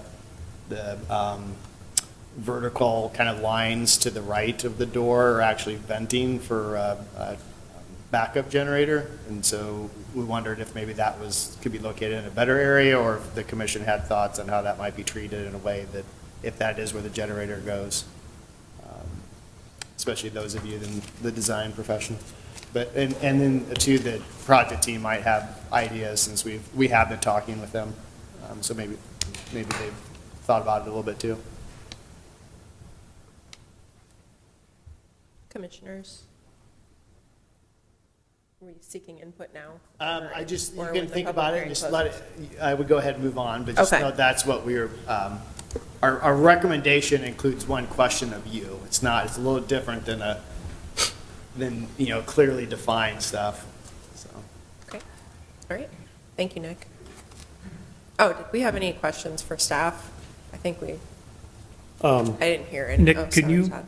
can you, in a broad way, tell us the economic incentives that the city's providing for this project? Yeah, so we have preliminary terms, and interrupt me if I'm speaking out of turn. You probably know it better. There are preliminary terms to a development agreement with our Office of Economic Development. I don't know necessarily the length, but there is basically tax increment financing incentives that are proposed as part of this development. I can get you the financials. I don't have them in front of me. I can look it up real quick. But that is something that is being actively negotiated right now. Is it just TIF, or are there other? To my knowledge, from the city lens, it's just TIF. I don't know if they're getting, other sorts of public funds from non-city sources, but yeah, from the city lens, it's just tax increment financing. That would also include a tax abatement. So as part of that financial structure, it would be partially structured as tax abatement, I think, for the first 10 years. And then after that, the tax increment financing would take over, if that makes sense. Okay, thank you. I'm sorry, just to clarify, it's apartments, not condos? Yeah, right? correct. It would be apartments, and I don't know if I really clarified this at the outset. It's all residential uses and kind of accessory amenity spaces for that. There are no commercial spaces that are proposed.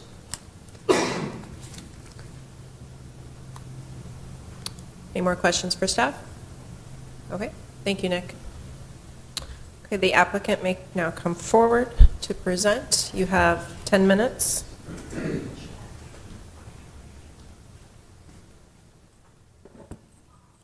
Good evening, Commissioners. Thank you for your review and consideration for this project. My name's Andrew Juris. I'm the president of Double Eagle Development. We've been developing in the Midwest for 42 years. We began as more of a commercial developer, and in the last 15 years have really focused on what we call multifamily apartment developments. And we've developed just over 1,600 units since then in the Midwest. So we are focused on what we perceive as top markets in the Midwest and great locations. And as Mr. Tarkey mentioned earlier, we also own Flux Apartments, which is just north of this site.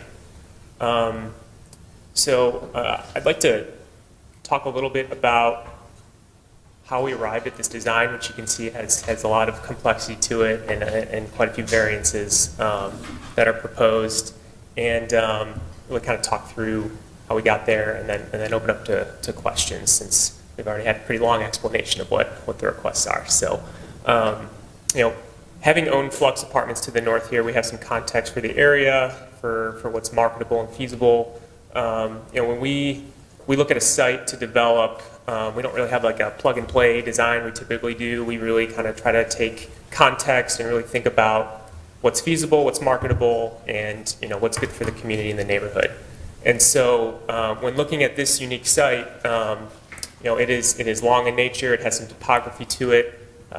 We have a very specific neighbor to the south in central Iowa, Shelter and Services. And so in taking that all into consideration, we partnered with a Des Moines-based architecture firm, S Studio, who's here tonight, who I think did an incredible job to be really intentional about every move they made here.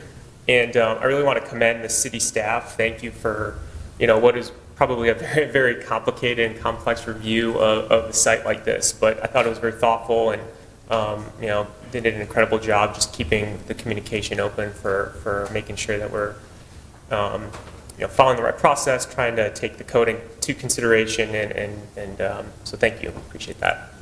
I think a few of the points there to just really kind of point out are the parking is one of them, and we do have a parking shortage in Flux. We actually rent additional space to accommodate our residents there, so we were really excited when we saw the opportunity to develop this site to really kind of incorporate a little bit of auxiliary parking to help with that building as well, and do it in a really smart way where we have kind of tucked behind the building. It actually serves as a bit of a ramp up into that second level of parking, so there's a lot of functionality to it as well.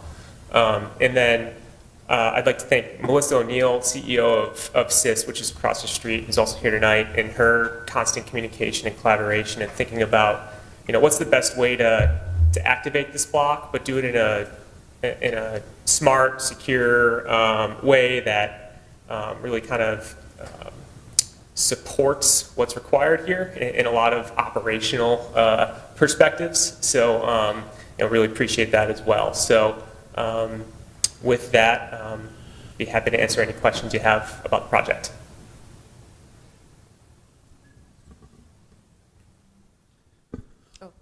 Johnny? Quick question. I was just wondering if you are opposing any of the city recommendations? We are not opposing any of them. No. Thank you. Andrew, do you have another question? Same question. Okay. Can I ask a general question? Because you have experience in the other building. I'm assuming, I'm not an architect, so I have to say if it looks like the other building, I'm happy enough. My question is with respect to, given your experience, what is the right level of parking that you think is necessary with respect to either cars per units or cars per square foot, now that you've been in the other building? Mm-hmm. And number two, what is the actual distribution of tenants or residents that you have that are working within walking, biking distance versus commuting out of downtown? For the first question, we also manage 8,000 units across the Midwest as well, and so we have a good idea of parking ratios, and it really depends on the location and a lot of demographic drivers and a lot of context around walkability and transit-oriented development. So with this site specifically, I'd say, and owning Flux nearby, we wanted to get as close to 1-to-1 as we possibly could. I believe with our agreement that we'll have with Flux, that'll take probably the parking ratio for this project just below that ratio, which in a frankly a car-driven environment that Des Moines is today, we think is appropriate. There'll be a few residents we think that will either elect to not pay to have a secured in-building parking spot and elect to either park their cars somewhere else or elect to not have a vehicle. But we think if we dip too far below 1-to-1, we'll have a similar problem we have at Flux, which is well below 1-to-1. I believe it's 45 spaces for 90 units. So we knew that we wanted to get close to that 1-to-1 because if you dip below that, you start to lose the marketability of the residences here.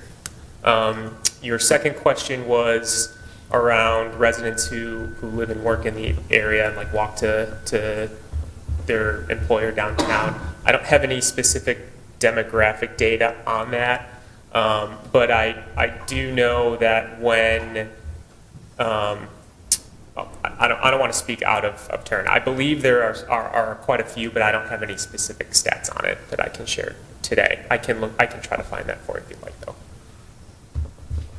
Yeah, I would actually be very interested. And also curious, what is price point on this? Yep, so we're going to have studios, 1-bedrooms and 2-bedroom apartments in this building.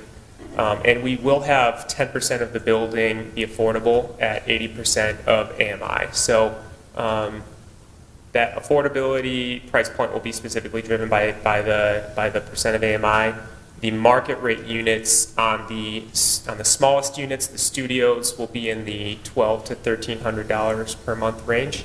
The 1-bedrooms will be in the $1,600 to $1,800 per month range, and the 2-bedrooms will be in the low to mid 2000s per month.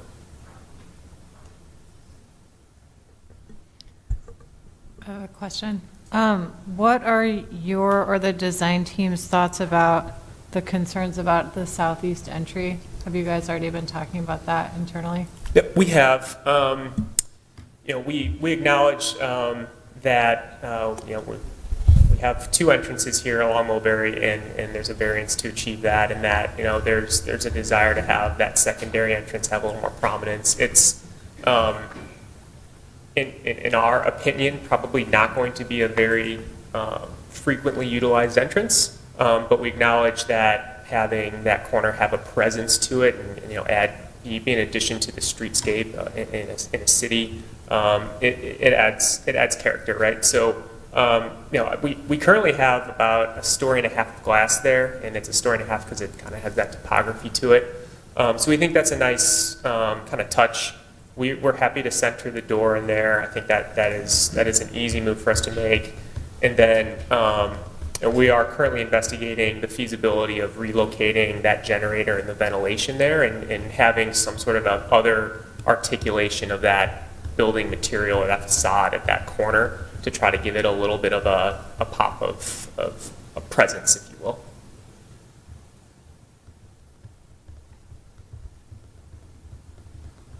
Yes, Kayla. Related to that, one thing I was curious if you considered was extending the glazing over to the stair. There's a stair adjacent to that kind of vestibule.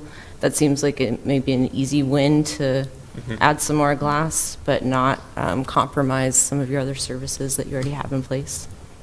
Has that been discussed, or is it too challenging? It has not been discussed in detail. I think that is a fire-rated stair, so we'll have to take all those kind of code requirements into consideration. I'm not sure of what the what would be allowed with that, but yeah, we can consider that.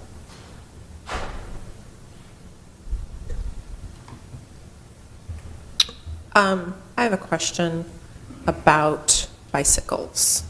So, in an effort to have a downtown that isn't quite so car-centered, I would hope that a lot of these residents would have bicycles to get around.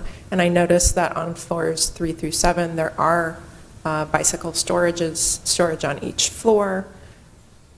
I can't tell whether or not those are really large enough to actually house many bikes in them. Do you have any plans for bicycle storage in the garage, in the indoor parking areas? Yes, so you're correct that in the residential floors, we do have relatively small rooms that can house some bicycles. We also are considering space on the second level to the east of, you can see in the image there, you see a pool. If you just look just to the right of the pool, there's an external stair. And if you look just to the right of that, there's some windows that kind of pop to the right, just above that tree that you see there. Yeah. That's a space that we think would be really great to have additional bike storage and some sort of bike repair system there for residents. So we think with that and the additional storage on each floor, it should hopefully accommodate enough bike storage for the residents. Okay, and what is in that area right now? Since I thought that whole level was parking, what's in that spot right now? Am I allowed to use this? Yeah. Yep. Flex room is what it's listed as right Yep. now? Yeah, Okay. flex room. So that flex room is what we would consider, or what we are considering to be, right here. Additional bike storage and bike repair. Okay. And, sorry that I don't recall, but the glass windows on that flex room, are they clear or are they frosted?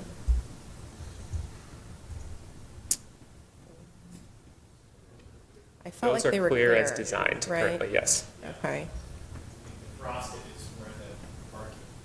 Frosted is where the actual parking stalls are. Okay. Yeah, I guess I would just like to see a little bit more focus on bicycles and especially safe and covered storage for bicycles that would encourage the people who live there to own them instead of parking them on the street, which is always, a risky proposition. As far as the southeast entrance, I don't have a lot of ideas, except I do agree with possibly moving that door to the center, but also maybe looking at lighting or some type of design, like artistic element on the wall to make it a little bit more aesthetically pleasing rather than just the blank wall. But yeah, that's all I had.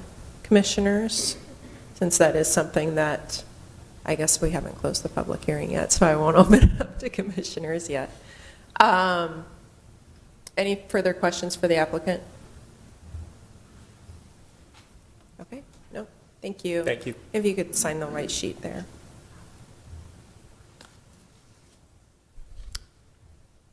Are there any members in the audience tonight who would like to speak in favor of this item? Okay, you may come forward. You have 5 minutes. State your name and address. Good evening. Melissa O'Neill, CEO at Central Iowa Shelter and Service, 1420 Mulberry Street. And as you guys can imagine, there's not a lot of people who want to be our neighbors.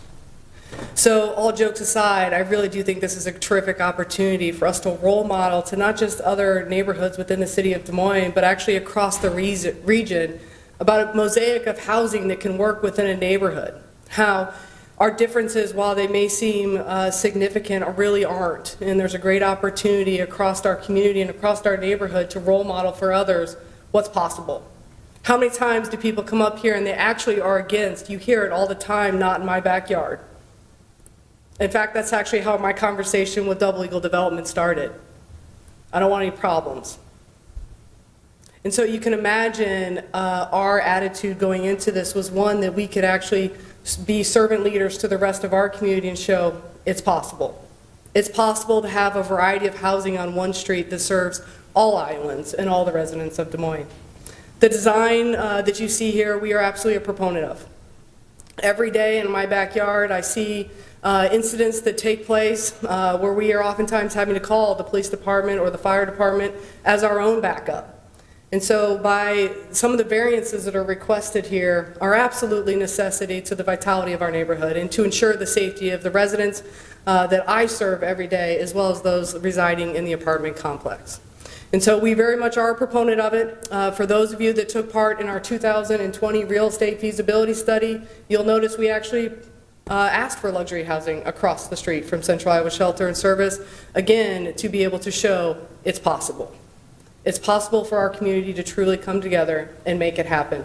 In fact, we look forward to the opportunity for volunteers from the apartment complex to come over, help us in the backyard at our greenhouse, help us in our neighborhood, help us serve dinner to those who actually are less fortunate, who are trying to regain self-sufficiency. And so when a neighborhood can truly come together, we can solve a lot of problems. And we look at this as a true opportunity to serve those in our community who need lift up by the services we provide every day. So I thank the Commission for your consideration. I'll stick around to answer any questions as well, but really look forward to the opportunity for this to break ground here in 2024. So thank you. Okay, thank you. Is there anyone else here who would like to speak in favor of this item? Okay, is there anyone who would like to speak in opposition to this item? In neutral? Okay, seeing none, I will close the public hearing and open it up to the commissioners for discussion and motions.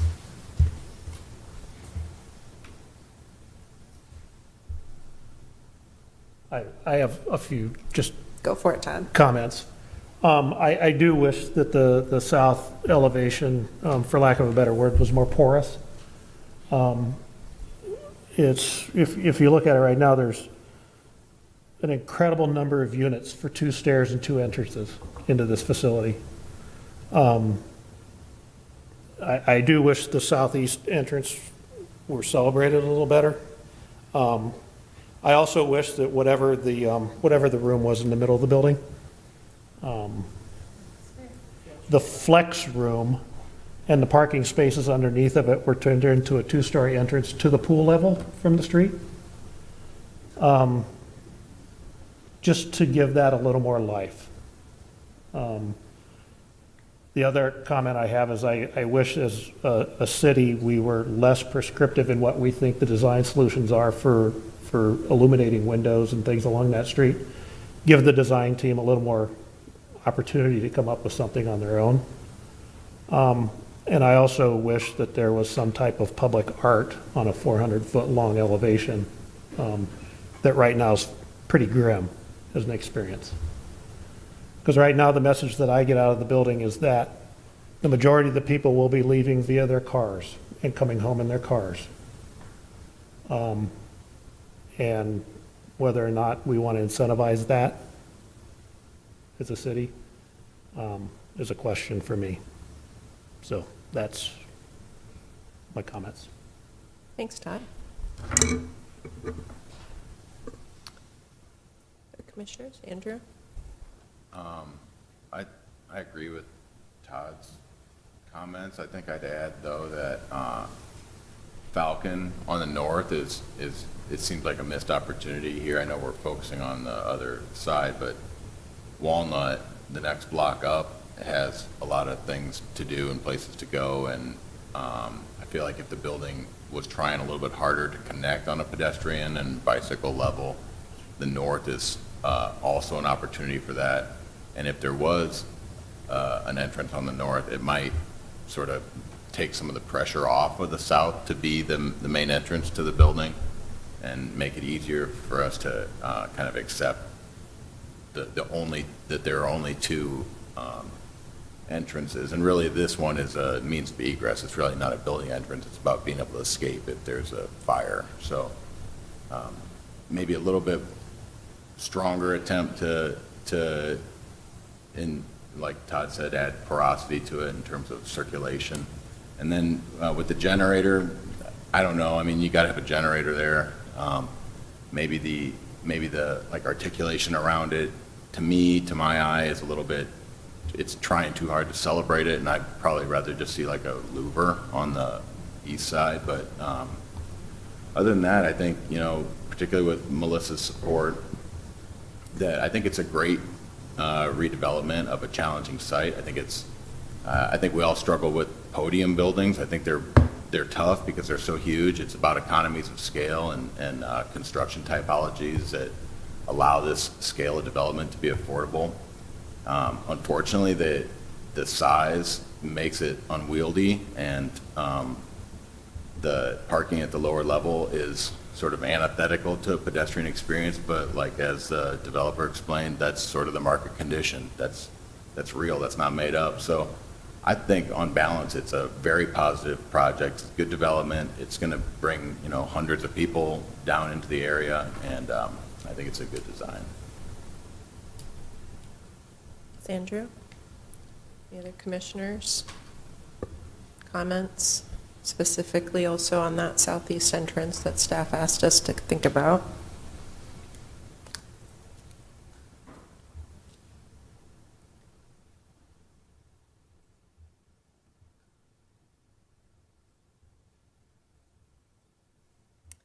If there's no further discussion, if anybody wants to wager a motion? Well, bringing it back to the staff recommendation, I don't know if they have heard enough from the commission as to ideas for that southeastern entrance. Because if they have heard enough, then perhaps we can punt it back to them and say, to the review of the planning administrator, language along those lines. I think that's fair. I mean, I heard several ideas. I heard the glass in the stairwell. I mean, that certainly would add a lot more visual volume to that entrance. So I think that's a great thing to explore. Andy's comment about can you ventilate it in a different manner, and we can look at that as well. So I think I feel like we got some direction on that. So that I would be comfortable with. Leaving it up to us working with the applicant. It sounds like they're already kind of thinking through ideas as well.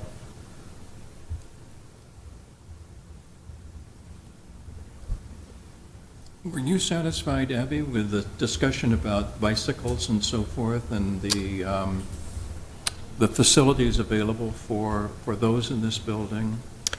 I mean, generally, I would just like to see a lot more emphasis put on bicycles as a means of transportation and not for recreation. And for that, I think having covered parking and secure parking is vitally important in a residence building like this. I'm no expert on what the square footage for number of residents would be for bicycles. But I guess I would say having it be easily accessible for the residents would be the best thing. I'm not sure if the flex room has that or not. I had a question about the flex room in terms of the size of it, in terms of, a facility that would be available for a building of this size. I wonder if the applicant would be willing to work with the city in terms of the bicycle facilities.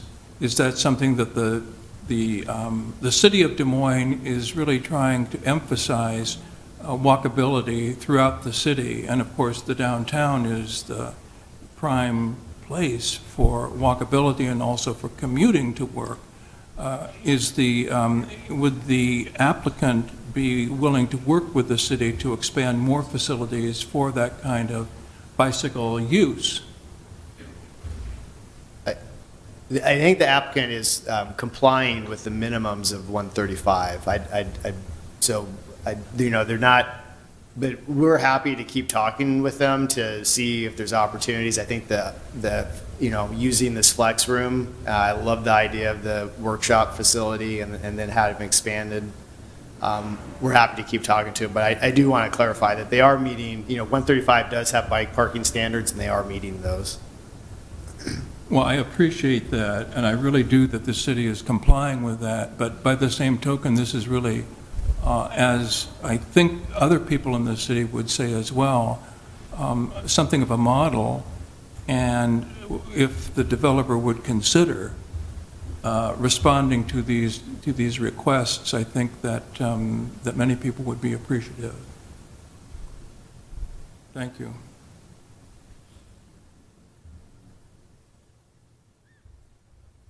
Other than that, I would move the staff. Okay. With Johnny's addition of review and approval of the eastern entrance treatment by planning or design administrator? Yeah, exactly. Okay. And we have had a discussion of C, and I think that gives a latitude to the city to redevelop or develop that entrance to the building wherever it seems to be working the best. So if you move staff, that would allow just the two entrances. Are you referring to possibly asking them to revisit adding an entrance? I'm just trying to understand. What we've heard from architects, what the plan for a third entrance and the amenity that would apply for the project. We've also heard from an architect that in terms of designing in that regard is going to cause a considerable amount of dysfunction in terms of what already has been proposed.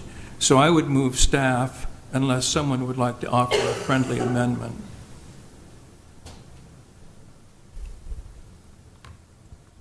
No? Okay. All right, then our motion is to move staff. All those in favor, raise your right hand.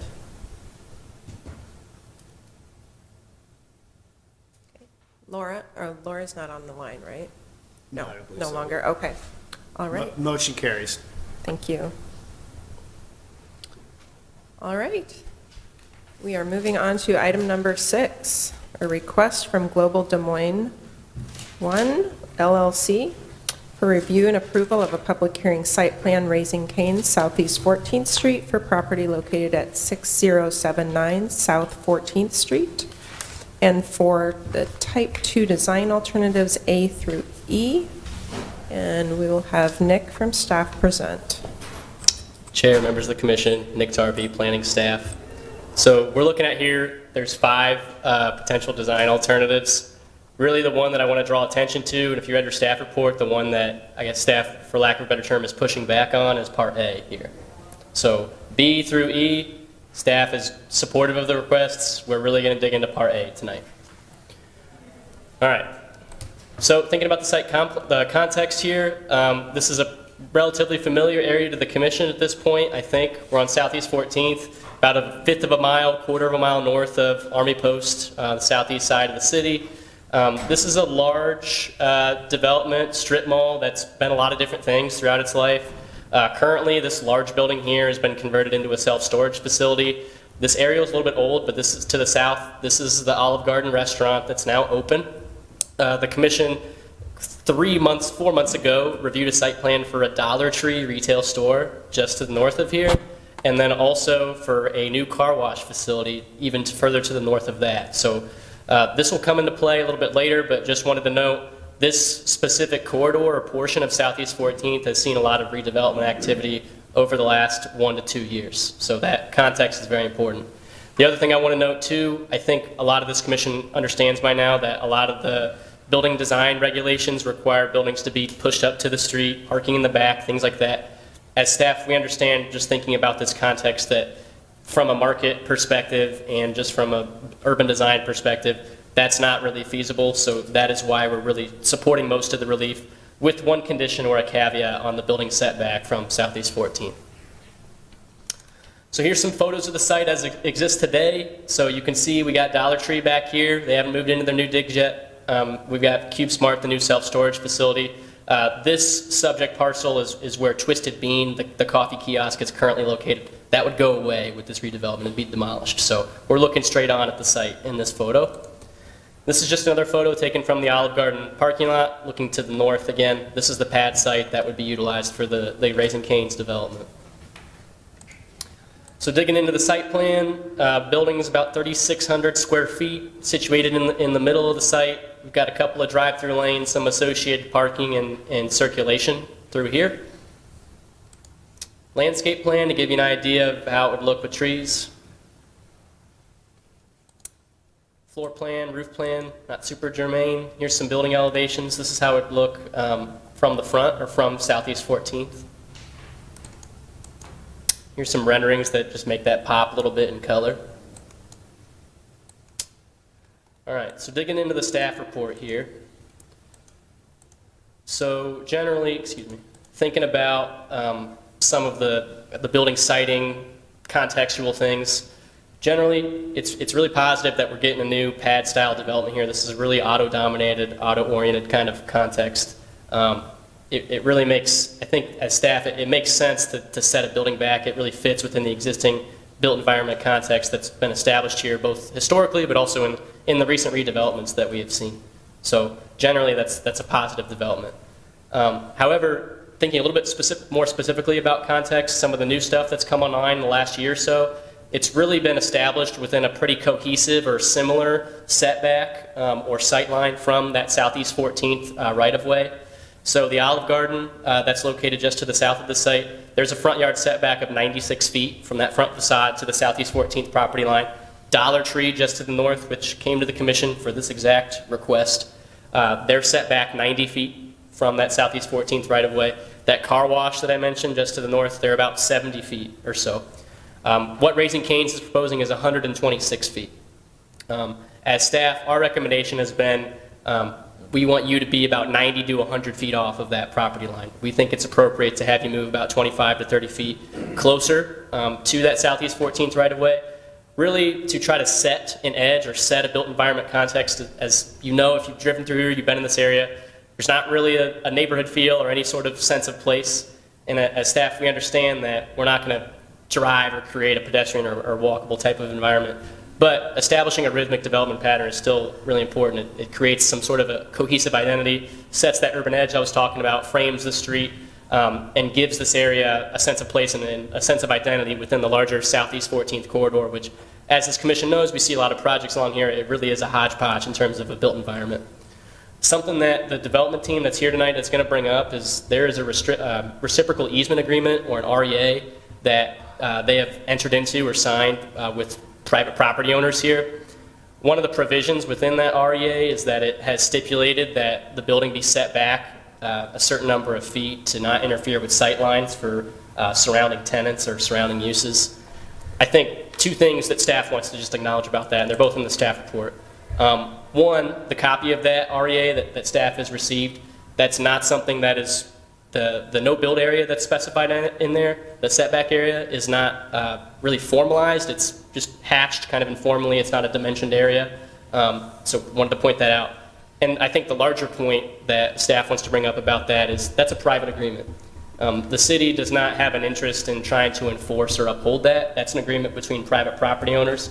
In this instance, the city's building codes, zoning codes, design regulations, those would trump the interests and agreements that private property owners would make with each other. So our staff position is we understand that that is something that maybe the property owners have entered into. However, they have had information that they've understood what the requirement is for developing a parcel here, and also what the previous recommendations have been from staff regarding that building setback from Southeast 14th Street. So as staff, we recommend approval of the site plan, all of the requests, subject to the condition of that front facade line being placed 90 to 100 feet back from Southeast 14th Street. So here's the notification area for this project. I did want to point out we did get one comment today, just a general opposition to this. So that came in via email today.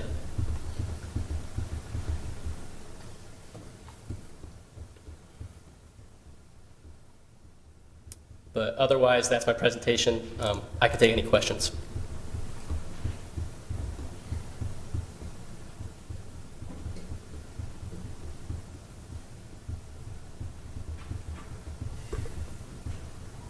Okay. If there are no questions for staff, we'll move on to the applicant. Nick, you might leave it on slide 7 for the applicant.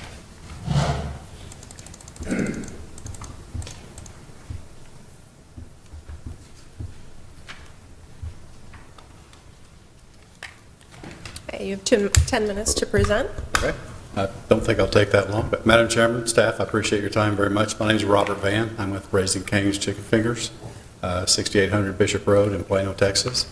We're very excited to be here at this location, and I would like to say that it's been a pleasure working with staff here. They've done a great job. Probably, I've been doing this for a long time. It's probably one of the finer people that and staff that I've been working with, so I'm going to throw that in there.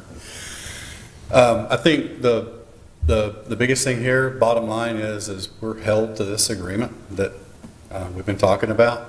I know that it's not part of the city ordinances, but this is an agreement that was done several years back. It's not, we didn't do it. It's been in place for several years, and so our hands are tied. I know it's a private agreement, but that being said, there's just not a whole lot that we can do about it.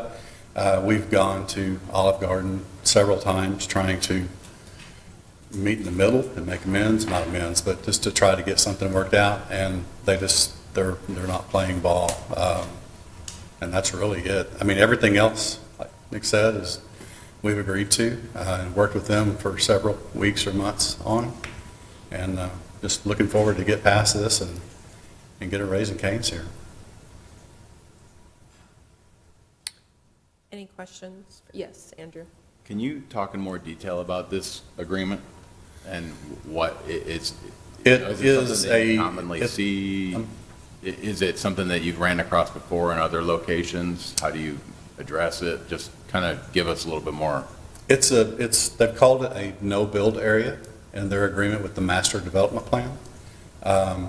And it does not have any real dimensions on it. It's been drawn, as Nick said, on a lease exhibit, but when you put it into scale with the rest of the site and how it lays out, it's 125 to 126 feet. We're okay with it. Ideally, we would like to be up in line with everybody else, but we understand that this is basically a legal document between the master developer and Olive Garden. There's not anything unless Olive Garden said that they would, waive it and agree to it, which they're not going to do, or they haven't done so far. We're kind of in a do loop. Why does it exist? Because Olive Garden wanted to, I guess, protect their sight lines of their restaurant. In fact, I was out there today. I ate lunch at Olive Garden, and looking at it, it's pretty wide open spaces. There's a good bit of room, but there will be a good bit of room between the Olive Garden and Raising Cane's and Dollar Tree. If the buildings were a lot closer together, I can see that being a real concern because you would be pushed back and not visible. But in looking at it today, I just, we as Canes, as a corporation, we don't have any difficulty with it. Again, it's Olive Garden put this in place several years back. It's not something that we put in place. So there is a twisted beam there that's closer to the road. So Yeah, and they put that in I place think- with an existing structure there, I imagine. And they've been there since 2013, I think, something like that. I don't know if this agreement was in place prior to them being there.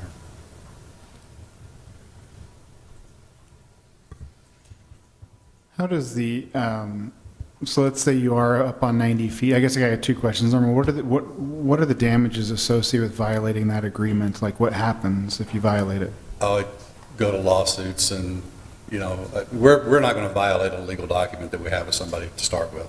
But if we did just say to heck with you and violated it, it would go to the attorneys and then the project would just be in, legal battles until it got worked out. But, they have a legal document that's binding and, we're not somebody or a company that's going to. It's binding because you guys are leasing, so it's their property that you're leasing from them and that's No, the it's not restriction their- of lease, or what do you mean? No, it's not Olive Garden's property. So when I just add clarity, I think when Olive Garden purchased their property from the overall property owner, they negotiated this and they didn't, but I think it happened after, the Dollar Tree project happened, because Dollar Tree isn't subject to it. So it was kind of a negotiation by the overall developer with Olive Garden and the applicant, like you said, he's inherited this, he didn't negotiate. We're leasing from the master developer. The Dollar Tree one was that was a separate REA, and their no-build easement was actually temporary because they were located further to the north. So there's different language. But in- am I correct, yes. though, in that this was negotiated by the overall property owner Yes. who you said you're going to lease from? Right. Okay. Well, no, we're actually. Are you buying from? We'll be leasing from the new owner, but the lease, this was in place prior to James buying the property. Yeah.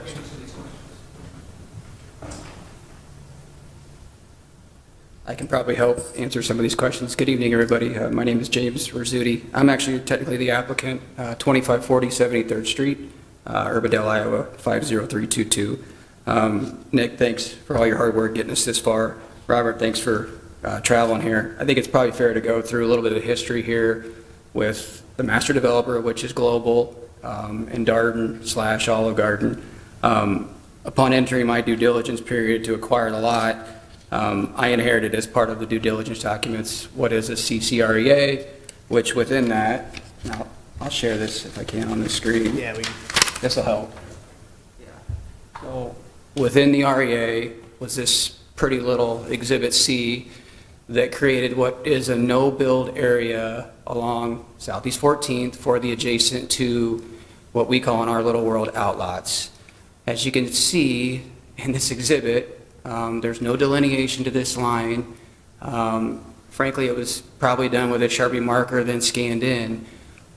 So we, along with Canes, asked for clarification from Darden and Olive Garden and the master developer. How far technically can our building sit or has to sit to, abide to this Exhibit C? We didn't get specific feedback with that question. We'd like to know who your tenant is, and then we can further delineate it. Out of confidentiality, I didn't quite feel comfortable at that moment sharing who the tenant was, so I took the liberty with some help from a local engineering company to share this, which would have, if they would agree to it, adhered to what we're trying to accomplish here tonight, which was to create, I guess, solidify, a 96-foot no-build area on the adjacent two lots. The spirit, as I was told by the master developer, which was Global, of the deal with Olive Garden was they didn't want any other buildings along Southeast 14th closer to Southeast 14th than their westernmost facade, which, as you can see, this 96 feet, Canes bumps up against it, would have put them right in line. They didn't like my little diagram. They continued to ask who the tenant was. I said, fine, I'll play nice if you play nice. We then shared this, which, flip that around for me, Robert, which, as you can see, is the Canes building footprint with the Canes logo on it. They didn't like that. And they didn't like that because they felt like the traffic that Raising Canes would bring into the site would be a bit of a detriment to their guest experience.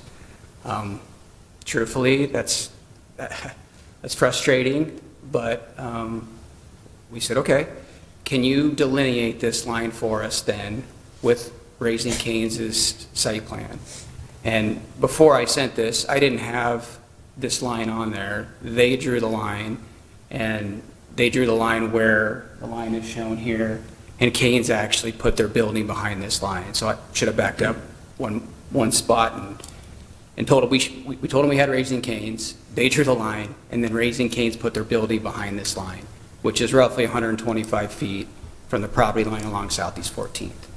We then approached Nick and staff with the help of Raising Canes consultants, and we're told, understandably so, guys, we'll get you to 100. If you go to 125 feet, we can't support it.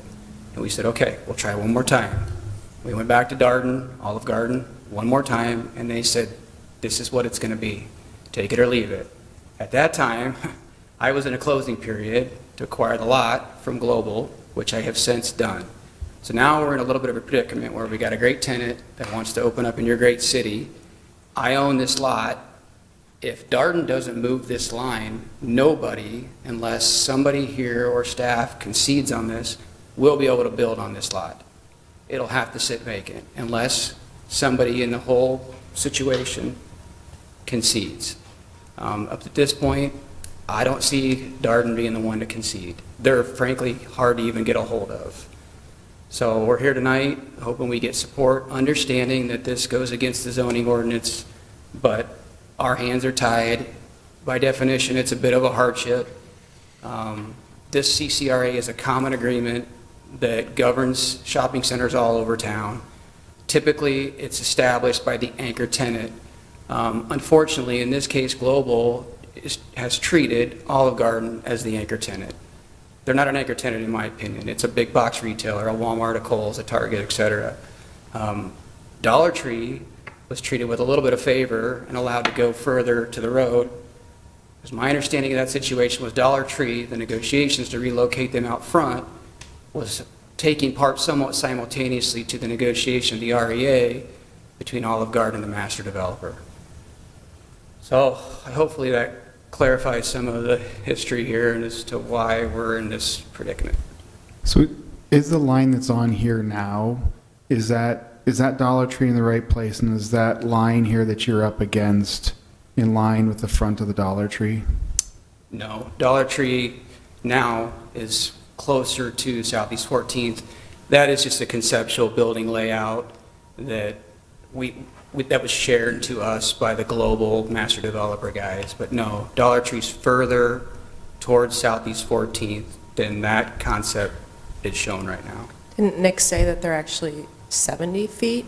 Or was That it? is a car wash. Oh, the car wash was 70, so Dollar Tree is 90? Okay, thank you. So this image, right,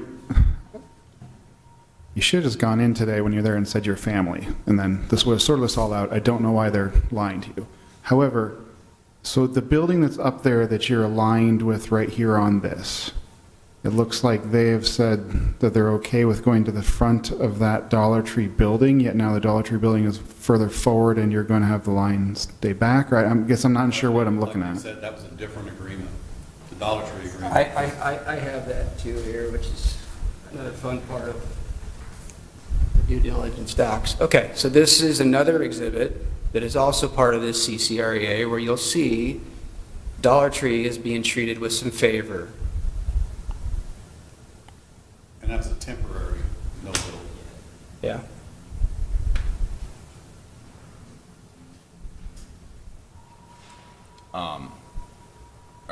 Does the no-build easement that's in place, does it cover like all types of construction? Like, could you put like a different type of architectural feature that could maybe hold the edge that the city's looking for, but yet not be part of the building? Andy, that's a great question. We asked that because they have, on some of their prototypes, nice canopies over their patios. So we asked if the canopy can encroach, above this 125 feet, trying to get closer to the 100 that staff's desirous of.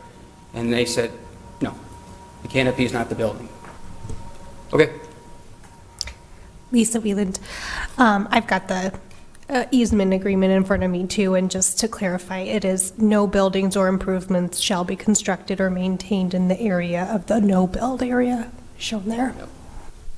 So, from a legal perspective, the city doesn't have to review any REAs that are created, even if they do not comply with the city code? I guess I'm confused a little bit by your question of the review. Right, so the generally- city doesn't review agreements, Correct. private agreements like this? Correct. Okay. Yep. So presumably to get that sort of washed out, it would have to go to court to sort of figure out if they have legal standing to write something into an agreement that does not comply with city code. It would be a private dispute that would resolve between the two parties, either in court or through a settlement or just amending it if there was agreement among the parties.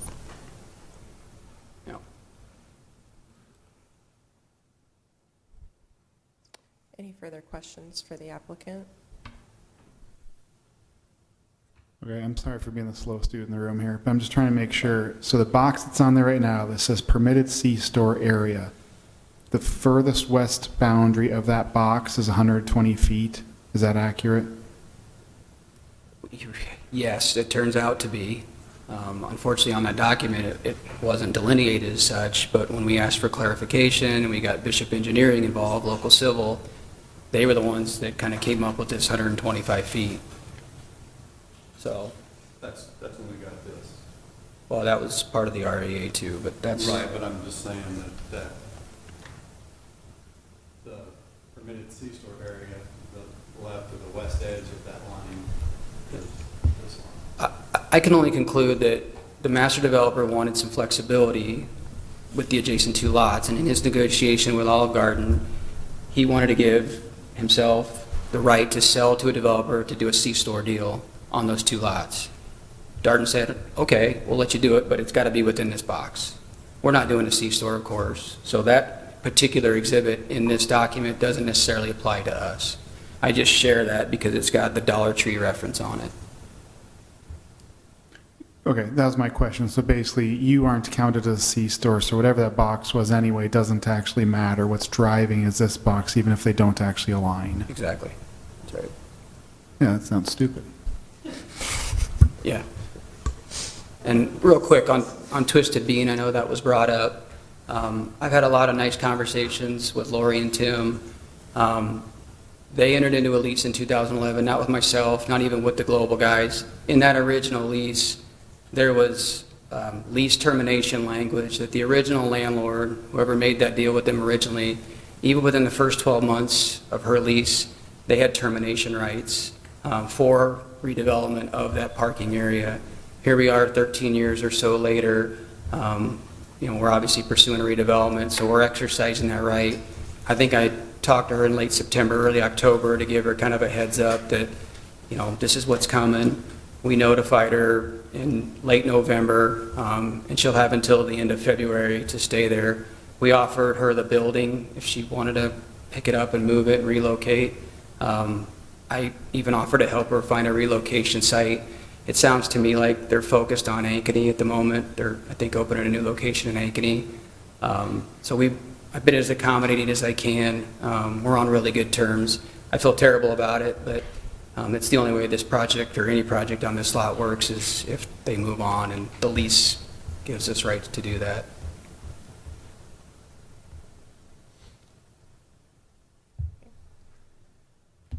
Any more questions for the applicant? Okay, thank you very much. Please be sure to sign into the white sheet there. Is there anyone in the audience tonight who would like to speak in favor of this item? there anyone who would like to speak in opposition to this item? Or neutral? Okay, seeing none, I will close the public hearing and open it up to the commission for discussion and motions.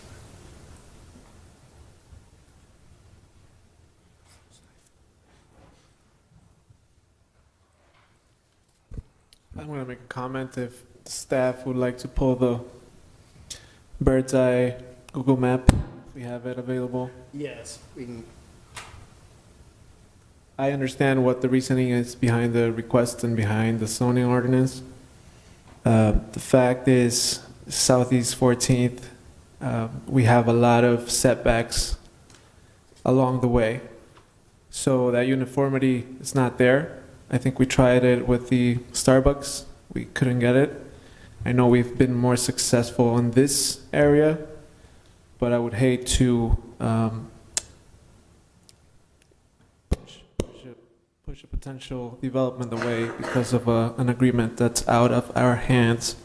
So I would be supportive of the request that we have in front of us today. I would aggressively argue in support of Johnny's comments as well. Okay. Yes. That will be a motion, unless there are additional comments. Okay. The motion is to approve the Type 2 design alternatives A through E. Correct? Yes. Yes. Okay. All those in favor, please raise your right hand. Motion carries. Thank you. Are there any committee or directors' reports? No, not at this time. Okay. I adjourn the meeting for tonight. Thank you. Thanks, everybody.